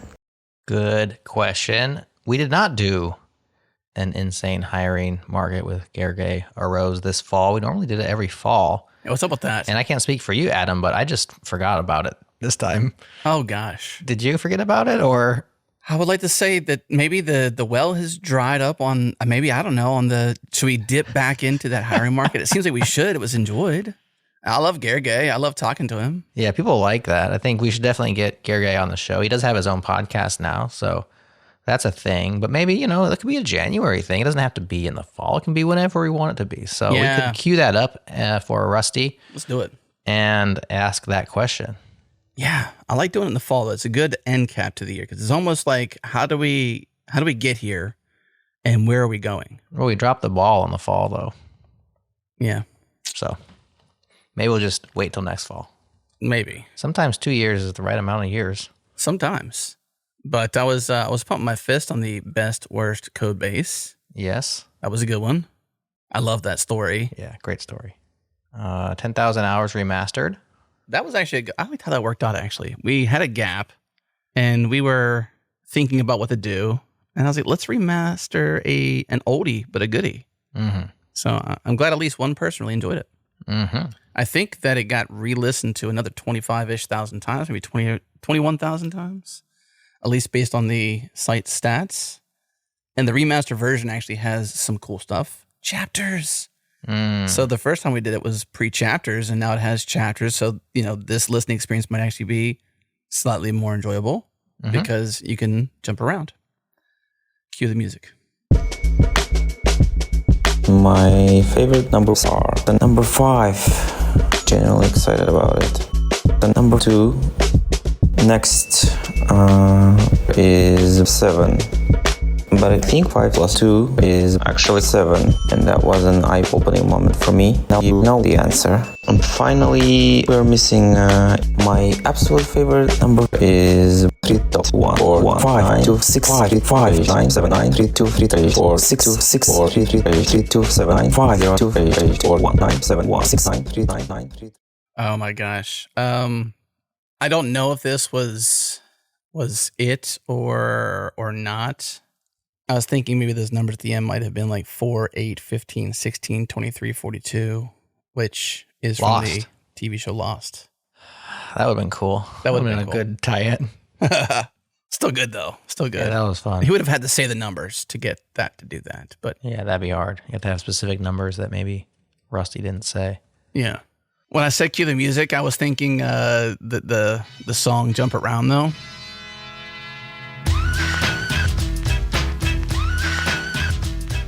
I came to get down, so get off your feet and jump around. I came to get down. Let's get off his feet and jump around. That's right.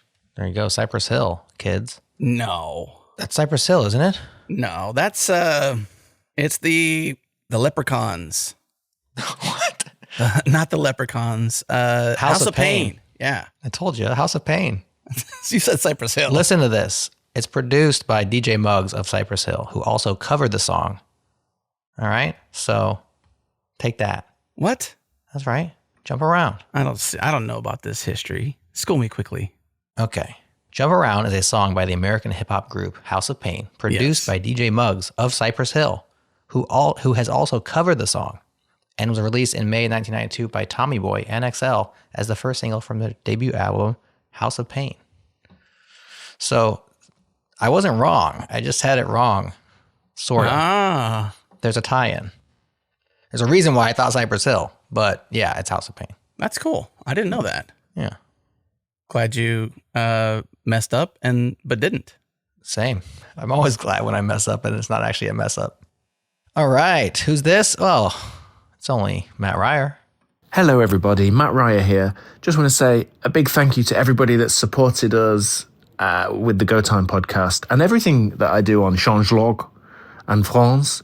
It's a platform, they just make great podcasts, and I can't wait to see what the future of Changelog is going to look like. Oh, sorry, what? Oh, yeah. Changelog. No, now you've said it. That is really, it's obvious now, but I've only seen it written down. You're right. Okay. That's really clever. Well, Happy New Year, everyone. And I hope you let me come and be an idiot a bit on future podcasts. Love you all. Bye. Wow. Changelog. Oh, Matt. I don't have to say that. I don't have to say about that, Matt's a character. I'll say this. Yeah. Stay tuned, because Matt Ryer will be our very first friend of 2025. It's already booked, so as it should be. It's the way it should be. Get with your friends. It was the pilot for Friends. It was the inspiration, the proving ground, so to speak. Proving ground, yeah. Oh, and Matt's always up to something. And he is, I will tell you this also, he is up to something for this next episode of Changelog and Friends. Oh, really? He's up to something.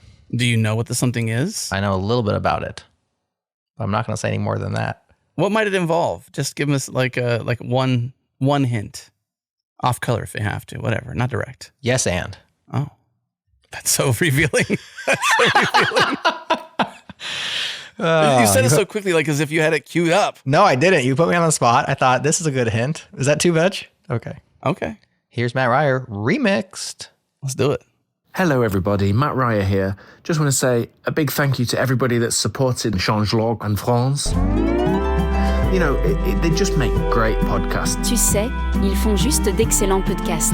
And I can't wait to see what the future of Changelog is going to look like. J'ai hâte de voir à quoi ressemblera l'avenir du Changelog. Happy New Year, everyone, and I hope you let me come and be an idiot a bit on future podcasts. Bonne année à tous, et j'espère que vous me laisserez un peu idiot sur les futurs podcasts. Love you all. Bye. Je vous aime tous. Au revoir.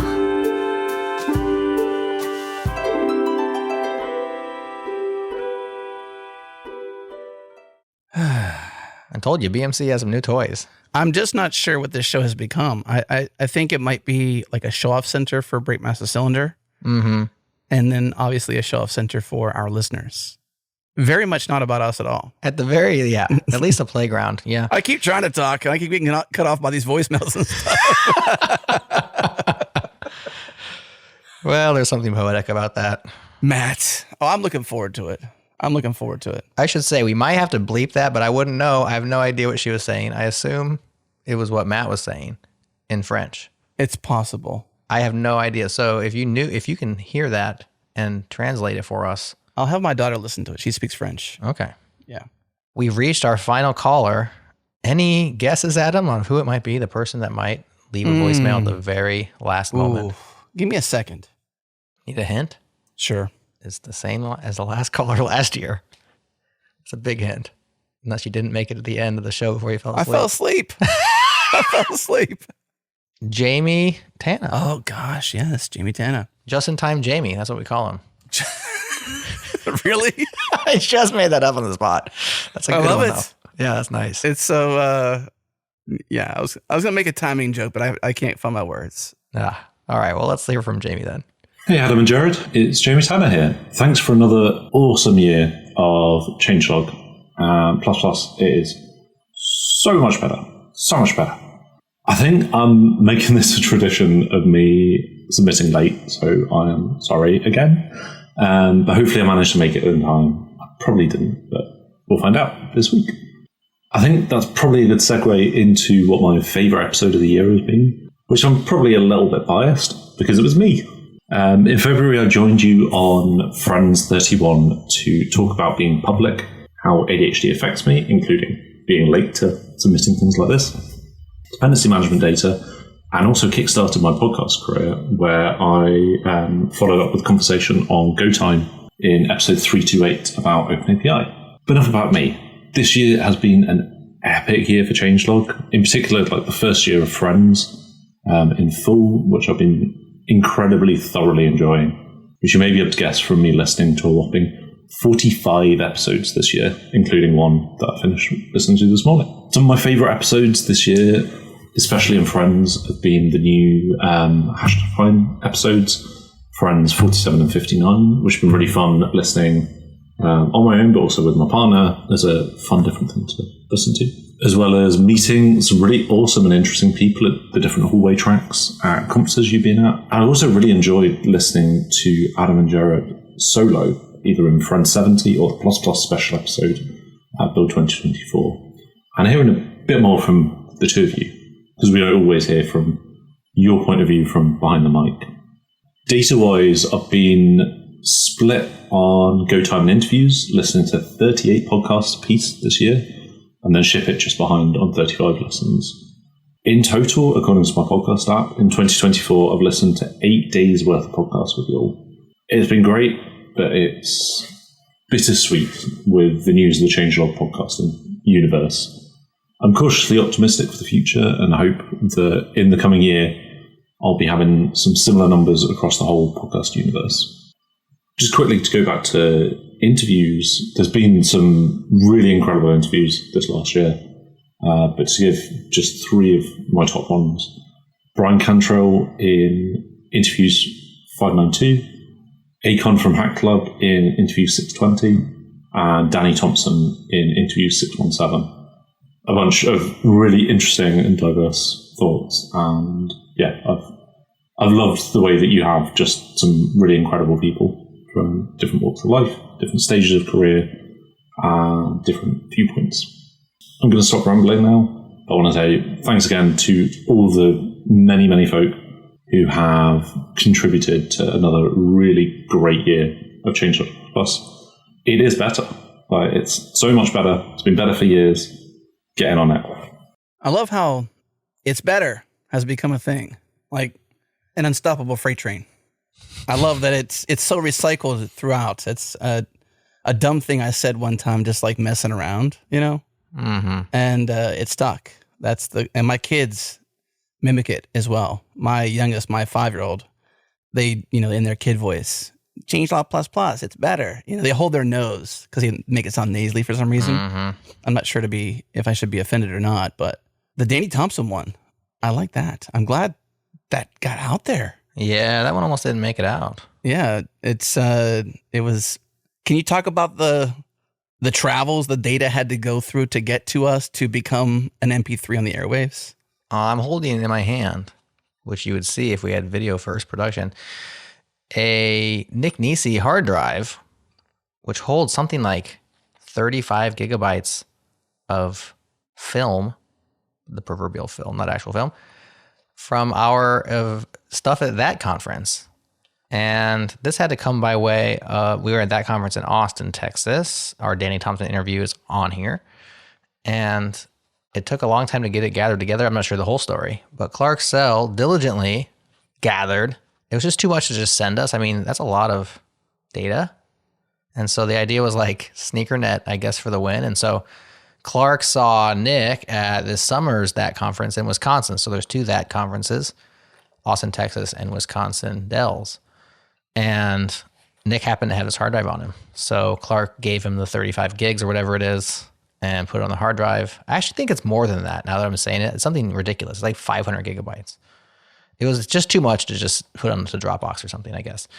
And Nick sneaker netted it via an airplane back to his house. And then I had lunch with him because, Nick and I both live in the Omaha, Nebraska area. I'm in Bennington, which is northwest of Omaha, and he's in Bellevue, which is kind of southeast Omaha. So we aren't super close together, probably a 40-minute drive if he was going to come to my house.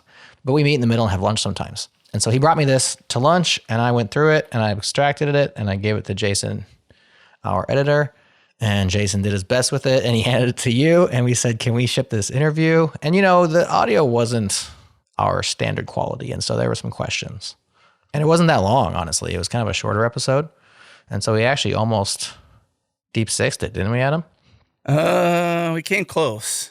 We almost deep sixed it because we thought about what was it about it? Well, it didn't sound amazing, and it was a little bit shorter than we normally do. Right. And we thought, well, wouldn't we just get Danny back on the pod and just do it fresh, like a real episode, which was another route we could have went. But, this is a business. We do put shows out on the weekly, and we needed a show that week. So it's like, that was definitely part of the decision-making process. We can't act like it wasn't. We have sponsors who count on us to put shows out. And so it's like, can this be a standalone episode? And I'm glad that at least for Jamie, it was one of the best of the year. Hopefully other people liked it too. Danny was over the moon because I saw Danny at All Things Open. And I told him, I don't think we're going to get that episode out. And thankfully, it was about his life story more than it was about current events or anything, because it was last January that we recorded it. So yeah, it was pretty much evergreen. Well, this January. Last January, if you're listening to this in 2025, last January. January of 24. Yes. Mm-hmm. Got to give to get back. Yeah, gotta give. Gotta give to get back. To get back. I'm glad we got it out there because I think that I don't know Danny's full story aside from what we had shared there, but I think he had been newer or newish to sharing his story, especially on stage. Mm-hmm. I think since then he's had more reps. And so we actually may be late to the party in terms of sharing that story. Sure. But obviously sharing it on a conference stage. So to set the stage a bit more elongated, but shortened. Is that even a thing? I don't know. We were on stage with Danny. Did we pass the mic back and forth? I don't think so. Yeah, okay. I think we each had our own mics, but they were handheld mics. They weren't like stationary mics. We had them handheld so we can pull them away from our face. There's no breath going on. And then we had some Q&A afterwards. And so the Q&A didn't fit. And so if you're at the conference, it was a lengthy conversation with more context. As a podcast, the Q&A just didn't fit because it was so contextual to the conference and the screens in front of us. And so it just made sense to like trim that. But I'm glad we got it out. I'm glad that the sneaker net worked out. I'm glad Nick had his hard drive. I'm glad Clark Sell came through and got us the data. And even if it was published, recorded January 30th and published November 14th, that's cool. At least we still shipped it, Uh-huh. And it was awesome. I dug it. All right, Jamie, thank you as always for calling in just in time. Just in time. Here is your Breakmaster Cylinder remix. This year has been an epic year, awesome and interesting, really fun. It's been great. A bunch of really interesting and diverse thoughts. Really incredible. So much better.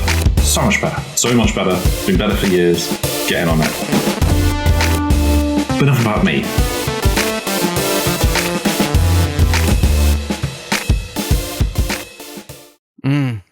That one smacks. So much better for years. That beats a banger. Check the scoreboard. The numbers don't lie. I reversed it. What'd you reverse? Well, it's actually the numbers don't lie. Check the scoreboard. Oh, I don't know the saying. Dude. Shaboy! Excuse me? Gesundheit? It's Jay-Z. That's a Jay-Z line? Yeah, man. Here's my concern with Jay-Z is like, I like the man's music and everything, and Shaboy certainly comes from it, but it turns out he might be like a really awful person. Turns out? Yeah, well, the Pete Diddy tapes are dropping, and, Jay-Z maybe implicated some seriously wicked stuff. So, and not wicked in the Boston accent kind of a way. Wicked smart. Wicked He's bad. wicked smart. Wicked bad. Yeah. So anyways, distancing myself perhaps. I'm not going to drop the Shaboy, but most people don't even know what it is. Well, I thought because of the Shaboy, you would know. I don't know that verse. Check what is it? It's numbers don't lie. Check the scoreboard. Okay. I know I've pointed at a scoreboard before, especially in high school basketball, and said scoreboard. Well, that's a thing. I mean, I think it's a thing, and he made it a lyric. He didn't create it. He didn't coin it. Yeah, I was going to say he stole it from me when I was in high school. I used to do that. Yeah, come on. Theft. Now add that to the list. Yeah. Idea theft. Copyright. Okay, so good attempt. We missed the layup on that one. It was my fault.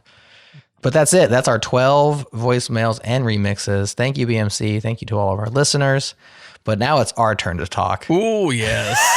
It's a whole new show now. Chapter marker, drop it. Part 2. Another hour of show coming up. Get ready. We're going for a bathroom break. We're shaking our legs. I'm just kidding. What's up, friends? I'm here in the breaks with David Shu, founder and CEO at Retool. If you didn't know, Retool is the fastest way to build internal software. So, David, we're here to talk about Retool. I love Retool. You know that. Been a fan of yours for years. But I'm on the outside, and you're clearly on the inside, right? You're on the inside, right? I think so. Yeah, I'd say so. Okay, cool. So given that you're on the inside and I'm not on the inside, who is using Retool and why are they using Retool? Yeah. So the primary reason someone uses Retool is typically they are a back-end engineer who's looking to build some sort of internal tool, and it involves the front end. And back-end engineers typically don't care too much for the front end. They might not know React, Redux all that well, and they say, hey, I just want a simple button, simple form on top of my database or API. Why is it so hard? And so that's kind of the core concept behind Retool is front-end web development has gotten so difficult in the past 5, 10, 20 years. It's so complicated today. Put together a simple form with a submit button, have to submit to an API. You have to worry, for example, about, when you press the submit button, you got to bounce it, or maybe you got to disable it when it's, is fetching is true. And then when it comes back, you got to enable the button again. When there's an error, you got to display the error message. There's so much crap now with building a simple form like that. And Retool takes that all away. And so really, I think the core reason why someone would use Retool is they just don't want to build any more internal tools. I want to save some time. Yeah, clearly the front end has gotten complex. No doubt about that. I think even front enders would agree with that sentiment. And then you have back end folks that already have access to everything, API keys, production database, servers, whatever. But then to just stand up Retool, to me, seems like the next real easy button because you can just remove the entire front end layer complexity. You're not trying to take it away. You're just trying to augment it. You're trying to give developers a given interface, that's Retool, build out your own admin, your own view to a Google Sheet or to the production database, all inside Retool. Let Retool be the front end to the already existing back end. Is that about right? Yeah, that is exactly right. The way we think about it is we want to abstract away things that a developer should not need to focus on, such that the developer can focus on what is truly specific or unique to their business. And so the vision of what we want to build is something like an AWS, actually, where I think AWS really fundamentally transformed the infrastructure layer. Back in the day, developers used to spend all their time thinking about how do I go rack servers, how do I go manage cooling, manage power supplies, how do I upgrade my database without it going down, how do I change out the hard drive while still being online, all these problems. And they're not problems anymore because nowadays when you want to upgrade your database, just go to RDS, you press a few buttons. And so what AWS did to the infrastructure layer is what we want to do to the application layer, specifically on the front end today. And for me, that's pretty exciting because as a developer myself, I'm not really honestly that interested, for example, in managing infrastructure in a nuts and bolts way. I would much rather be like, hey, I want an S3 bucket, boom, there's an S3 bucket. I want a database, boom, there's a database. And similarly on the front end or in the application layer, there is so much crap people have to do today when it comes to building a simple CRUD application. It's like, you probably have to install 10, 15, maybe even 20 different libraries. You probably don't know what most of the libraries do. It's really complicated. To load a simple form, you're probably downloading almost like a megabyte or two of JavaScript. It's so much crap to build a simple form. And so that's kind of the idea behind Retool is could it be a lot simpler? Could we just make it so much faster? Could you go from nothing to a form on top of your database or API in 2 minutes? Well, we think so. Yeah, I think so too. So listeners, Retool is built for scale. It's built for enterprise. It's built for everyone. And Retool is built for developers. That's you. You can self-host it, you can run it in the cloud, custom SSO, audit log, SOC 2 Type 2, professional services. Starting with Retool is simple, fast, and of course, it's free if you want to try it right now. So go to retool.com/changelog. That's retool.com/changelog.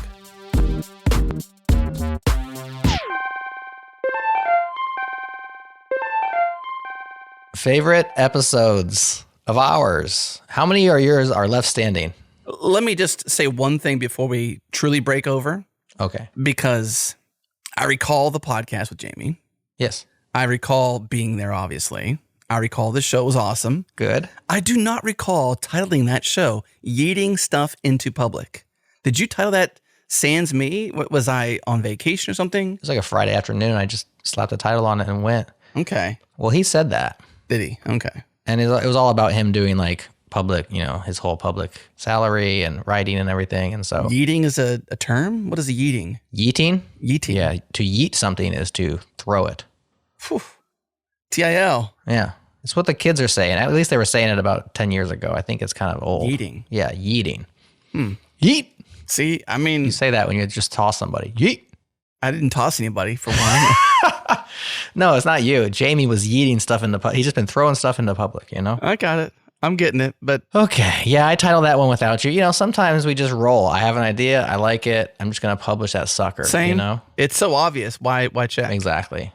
Especially when it's something that they say on the show. It's like too easy.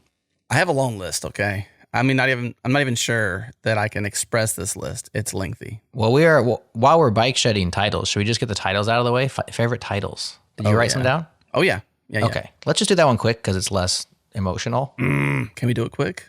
Let's do it. Yeah. You, me, or you? Let's just go back and forth. You, me, or you? Okay, me first. Okay. Great title. It's not always DNS. That's in. I won't say it. Yeah. Oh, that's in your favorite list. Yeah. I like that one because we wanted to call it It's Always DNS, but we realized on the show that Paul Vixie actually didn't like that statement.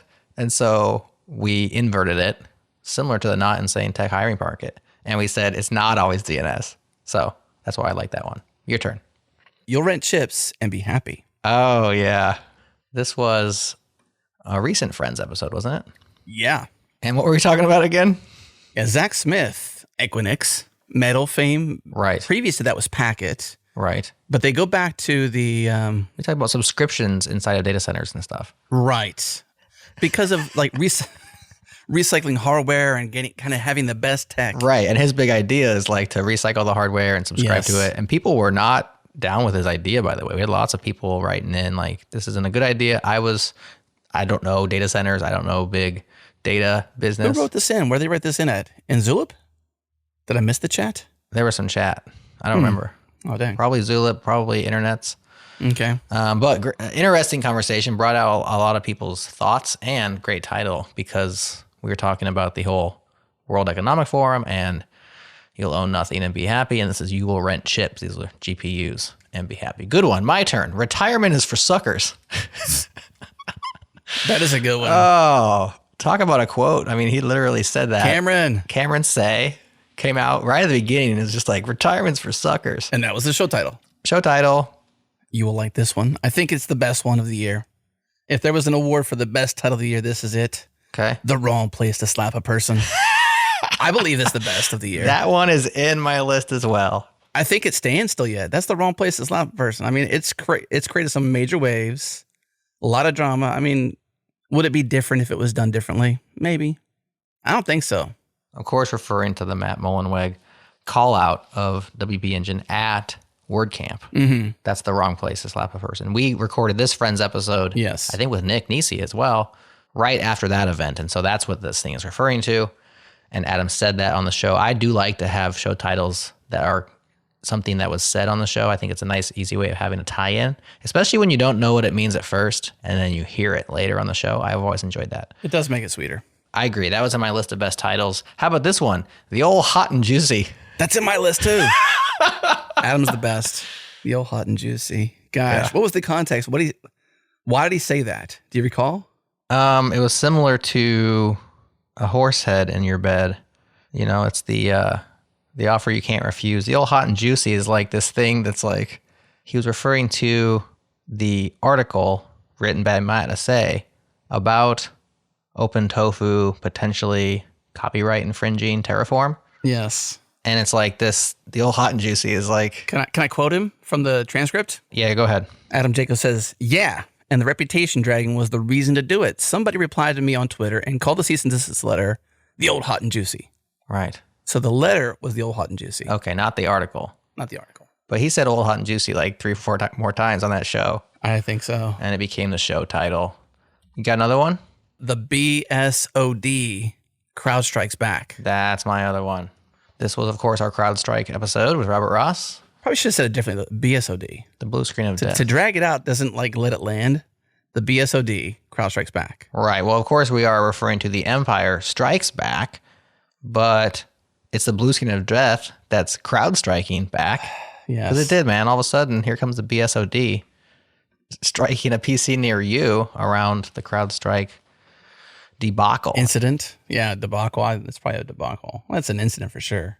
Oh, for sure. A scalable incident at that. Bigger than an incident. Incident doesn't do it justice. Debacle was a great word. Haven't caught up with the ripples though. Like what's changed as a result of this happening?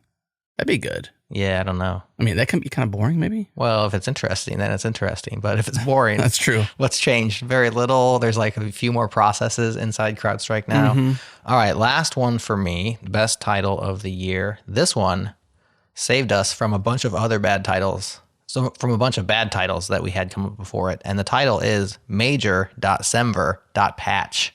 That was a good title. All caps, of course. We had a hard time naming that episode we did about Semver, but why not use Semver to name Semver and call it a patch, because the whole thing was about how we can change Semver to make it better. Yeah. Can we have a major patch to Semver? Solid title. Yeah. 1999, A Film Odyssey. That's a changelog plus only. It's a bonus show for those who are the cool people, you know. It's better. Just saying. That was actually almost made my list of favorite episodes, but I didn't want to put it on because I feel like that's just rude. Well, I did it for you. Oh. And I'm rude. And the last one was the Wu-Tang Way. Yeah, that's a good one. Yeah. Good show, good title. Fun title. All right, here we go. Favorite episodes. How many years are left standing? Standing? Like, have not been mentioned? Like, they haven't been referenced by anybody else. Let's see here. Oh, 1, 2, 3, 4. And technically 5. So of my 9, I have 5 favorites and 4 honorable mentions. Of my 9, I have almost all of them.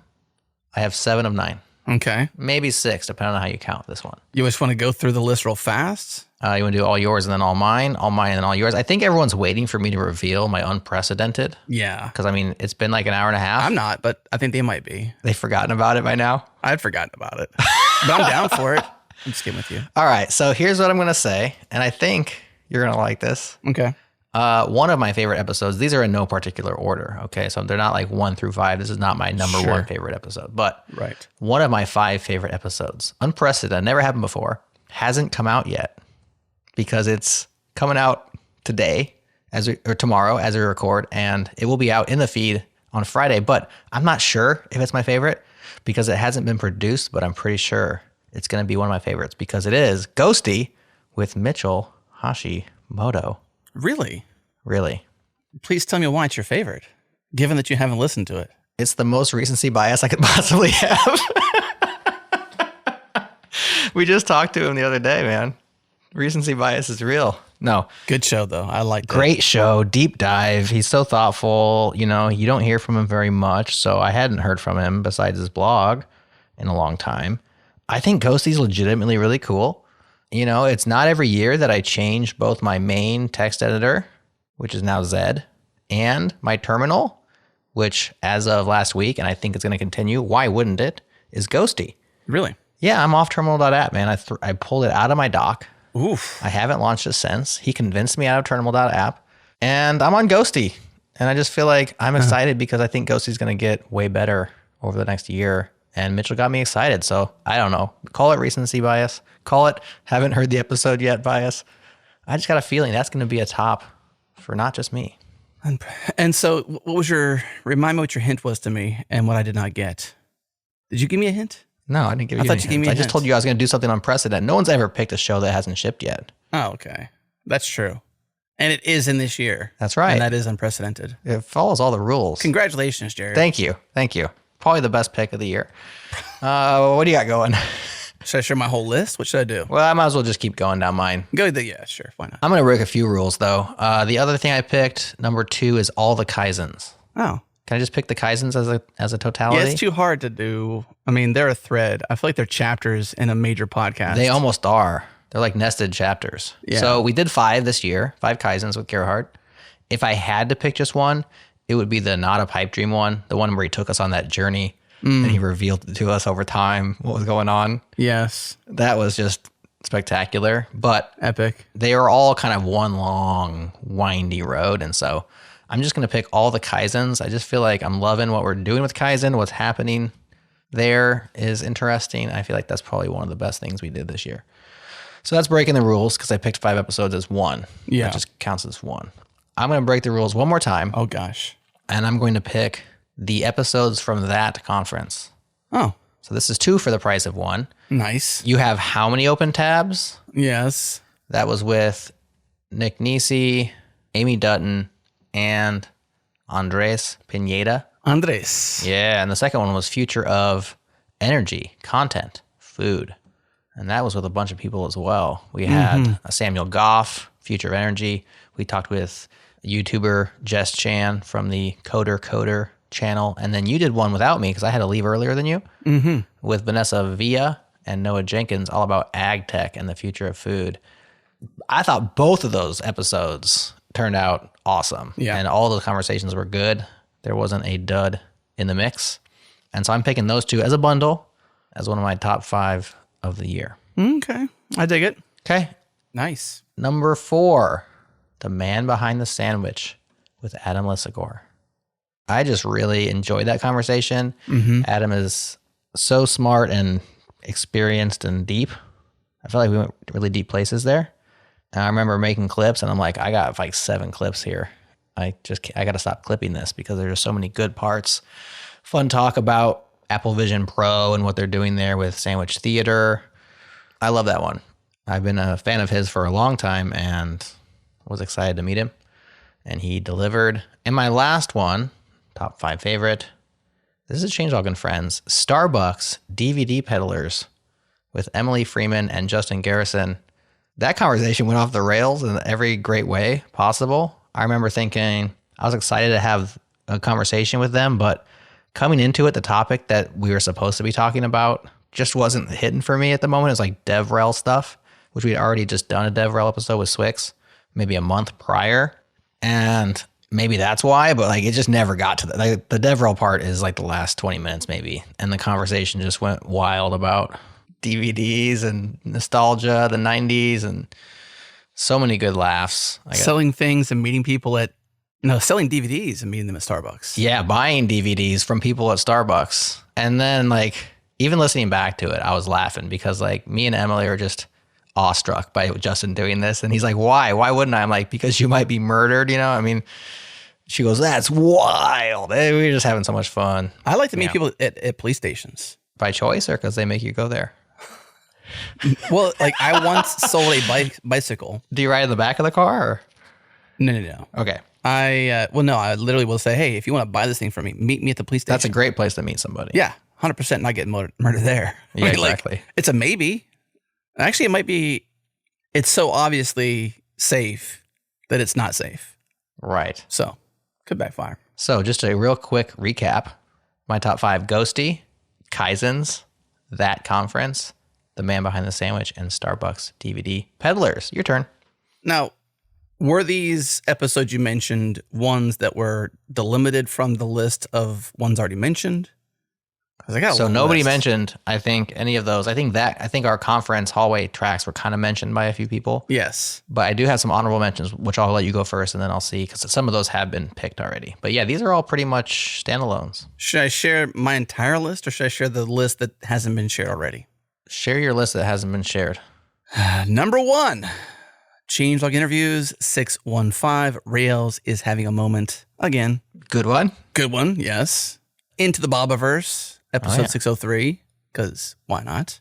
I'm concurring with you on this one, The Man Behind the Sandwich, 601. Nice. In the Beginning of Generative AI, episode 576, Joe Reese.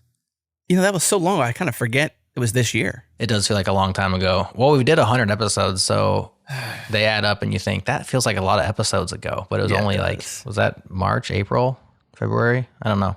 Big fan of Joe Reese, the data engineering guy, and happy we actually went on his pod after that. And glad to have him back on. He's a great conversationalist, has lots of cool stories. That was fun too, going on his podcast. I feel like we went there and had no topics. Yes. Right? Pretty much. Where can we go, basically, was the conversation. That was cool. Right. I appreciate that about Joe, that he did that, because, I mean, 1, you can say he didn't plan, or 2, you could say he didn't plan on purpose. There you go. I know which one he might say. This one here was also early last year. It's actually one episode before that, episode 575, Shift Left. Seriously. I feel like that was a really good show on the Shift Left idea. I mean, Shift Left has been said a lot, but I think the thing I took away mainly from that was it's always been said, like, who shifts left? Developers, obviously. It's going to shift left into the development cycle. Right. But for me, I think I even said it, and it was me saying it, like my aha moment was that it doesn't have to be developers shifting left, that it's in development. So it could be those around the dev cycles. It doesn't have to just be the developer writing the code. It could be the team playing the software and the product team. It could be that shift left isn't just simply a developer task to pick up. It's not the who, it's the when. Yeah. It's not the who, it's the when. Thank you. Yeah. That's what I said. I know you did. I remember you saying it. That's my list. That's my list of ones that haven't been mentioned. Oh, those are your not mentions, because all the rest of them have been hit on the head. Like Right to Repair, Sun to Oxide, Adam Jacob, System Initiative. Retired Not Tired. ZSA. Yes, ZSA was... Is it on there? I mean, I had a long list. It didn't make my list because it's such a long list. The Moneyball approach, best worst code base, open source threaded team chat. Best worst code base is in my honorable mentions. Open source threaded team chat is in my honorable mentions. Yeah. The Wu-Tang Way with Ron Evans is in my honorable mentions, as well as, this one hasn't been said yet, the Winamp Era with Jordan Eldridge. Yeah, that was a fun one even to come up with, because when I saw what he was spelunking into when it came to those Winamp themes, I'm like, wow, that is some cool stuff there. And I think I shared that with you, and you're like, yeah, that's dope. Let's do it. And so we did it. Mm-hmm. Paraphrase, of course. I don't think you ever said the word dope. I say the word dope. Dope. I call people dopes. Well, that's not nice. Yeah, just my kids. Yeah. Well, it's been a fun year. Is this the first year where was Friends around all last year? Like end to end all last year? I don't think so. I think we started Friends last year. Yeah. And this will probably the first year we've done Friends through and through. This will be episode 74 of Friends. So there you go. You have a 52 plus a 20-something. Yeah. So yeah, first full year of Friends. What I was trying to make was, I think this is the first year where we had 2 shows a week all year long, January to December. Right. And that's why it feels like a lot. That's like 100 episodes. Yeah. It's a lot of shows. 101 technically. Somehow and by the end of the year we'll have 103 because we have Ghosty and this one. How we bonus some shows? That's crazy. Well, we did some bonuses, yeah. What do you think was the through line to the year in terms of, there wasn't like a consistent, this is the change or the trend line. I feel like the year of this, where this is something. Yeah. Like AI didn't get touched on a lot this year, even though I think it did. I mean, we talked about AI loosely, I believe, in The Man Behind the Sandwich. Mm-hmm. Obviously in the beginning of generative AI with Joe Reese, that was right in the title there itself. I feel like AI didn't play a major conversational role in all these. We didn't talk about with DHH at all. Nope. Or the Moneyball approach. Nope. With John Unamaker. Or the best worst code base. Nope. So I think we kind of kept it somewhat AI free. I think so. Mostly AI free. Like mostly local, mostly AI free. Dude, mostly local is the way to go. Yeah, I don't know if there was any major theme for the year. As some of our listeners pointed out, we obviously camped out in certain areas. There's the home lab area. There's the programming languages area. Mm-hmm. There's the culture area. There's the open source area. And I don't know if I had to pick one thing. It's how about realistic and healthy relationships with technology and the industry? Something like that. Yeah. I think a lot of the patina of tech is showing, and we're having, I think, more of a appropriate view of both technology itself and the companies that we work for than in the past. And I think it's been realized and shown this year, amongst other trends, of course. The open source deal, going non-open source and then back again for Elastic, but then a lot of companies choosing to go non-open source and go fair source, business source, that whole deal. I don't know. Now I'm just rambling. You asked a hard question. I don't have answers. Slight ramble. Somebody mentioned, I forget whom, with their voicemail mentioned episode 70, bus factors and conspiracy theories. I think that I enjoy solo shows with you just as much as a guest, and I'm glad people like those, because I think we do have some good stuff, let's just say, in those kind of shows. We good at talking sometimes. We good at talking. I will say, now that I'm looking at this list, there is an honorable mention I want to bring up. Okay. And I really, really, really enjoyed the listen back. So, I mean, I don't always listen to our shows because obviously I'm there. Right. But I do listen to parts. That's why I appreciate our chapters. I'm like, I was there. I'm going to chapter. I'm going to jump around. I'm not going to. You're going to Cypress Hill that thing. Go all in and listen to it end to end. Yeah. Shop Talking Friends. Yeah. I mean, I thoroughly, truly, really enjoyed having Chris and Dave on. I feel like we literally were sitting down with friends. Exactly. And we were, obviously. But I think that to me was just like such a fun, even the way it opened up with like me telling Dave that he wasn't on brand with his, his all caps or camel cases. And he let me fix that. And then it turned into like, was that a WebSocket behind the scenes? That just opened up the conversation just naturally. There was no real true beginning to the show. We just opened up there. And I think just the conversation there was no true plan because that's what you're doing anyways, right? You're just going to sit down and talk to people. Right. I like when that works out to our betterment, when we actually come without a true plan. There's a version of an idea. There's a concept of a plan. Yeah, there's a concept. No, I agree. That's why I think that conversation with Emily and Justin just tickled me so much, because afterwards I was like, that was just 4 friends hanging out. And maybe the through line there is like 4 is better than 3. Oh, yeah. Maybe, because both those produce good, like friend, like almost party atmosphere conversations. But yes, that could just be a coincidence as well. I could probably think of some times where we had 3 and it's felt like that as well. Like with Matt or Nick. But that's like the whole, like that is Friends in a nutshell. Like that's so Friendsy is like, let's just get people together who are friends or want to be friends or friendly. In the case of Jamie Tana, started off with Changelog and Friendlies and becomes a friend. And let's just talk and enjoy each other and laugh and come up with ideas. And my question for you is, maybe we should end after this because we're getting long in the tooth, is Changelog++ is well known for being better. But here's a question. Is Changelog and Friends better than Changelog Interview? Like than our thing, than our show, than the thing that we created all these years? Like maybe Friends is actually the better show. Maybe I'll leave that as an open question and not as an answered question. Something to think about. Well, I don't know if this is indicative or not, but I would probably say, based on my list, no. Yeah. All of my favorites were on interviews. That's not to say that I didn't enjoy Friends. It's just to say that, I think that my list sort of gravitated there. But my favorite titles were on Friends. Of my top 5, Ghosty was an interview. The Kaizens are Friends. That conf, one was, I think we did one of each. Or maybe they're both Friends. Man Behind the Sandwich was an interview. And then Starbucks TV Peddlers was Friends. Wu-Tang Way was Friends. Winamp Arrow was Friends. Open Source Thread Team Chat, that was an interview. Best Worst Code Base, that was an interview, but it probably could have been a Friends. We broke the rules a couple of times too. Like I think you might be on something with this whole 3 people, because when it's 3, it feels like an interview.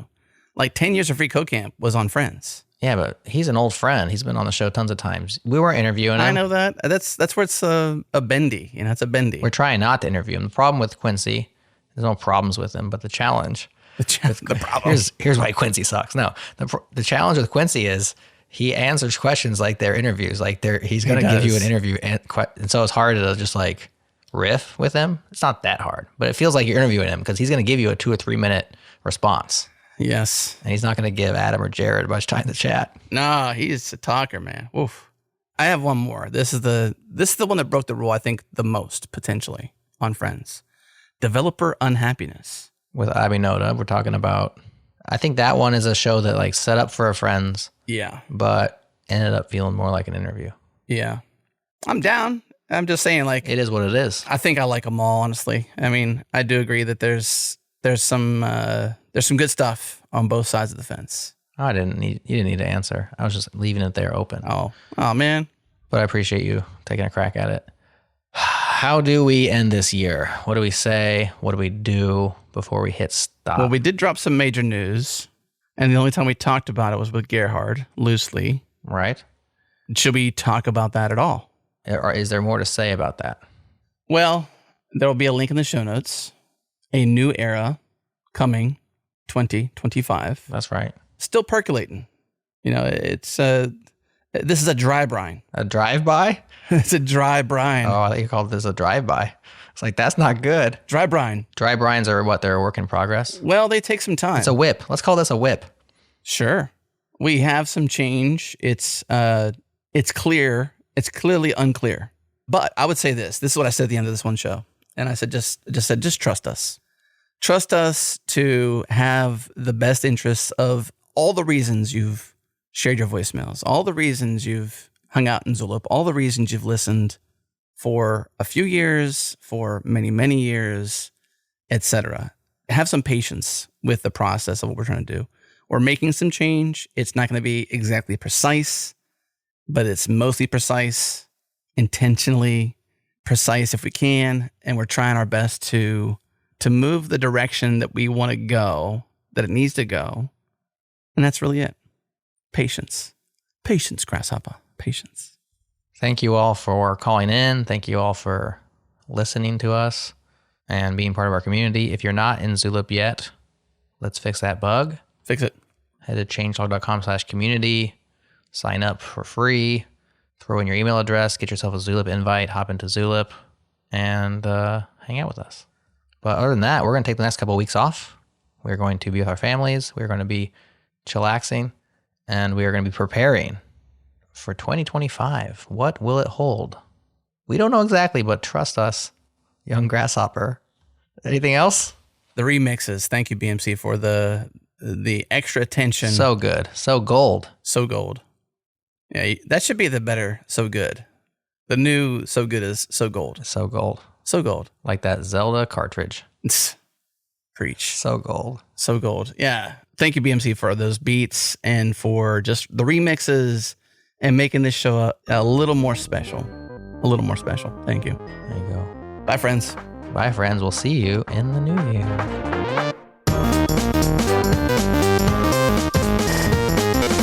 All right, that is it. 2024 is in the bag. Can you believe it? If you have ideas, requests, or anything at all you'd like to say, hop in our Zulip and sound off on the discussion thread for this episode. We absolutely love hearing from you. Thanks one last time for listening to our shows this year. We literally wouldn't be able to keep putting out new stuff if y'all weren't listening, so thanks.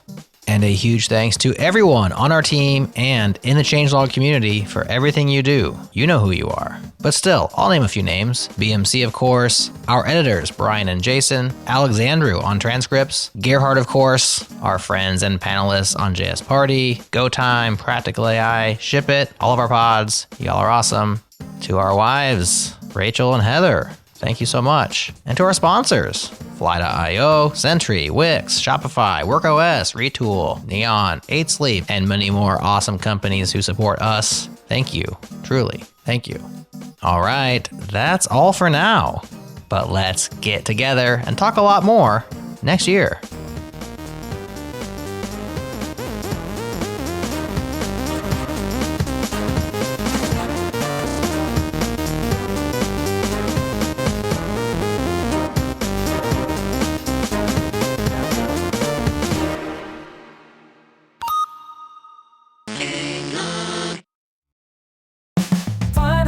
End of Changelog and Friends with Adam and Jared and some other rando. We love that you loved it and stayed until the end, but now it's over, it's time to go. We know you probably should be coding, and your deadline is pretty foreboding. Your ticket backlog is an actual problem, so why don't you go inside? No more listening to Changelog and Friends. Adam and Jared in Silicon Valley. No one day the gag will come to an end, but honestly that will probably be our finale.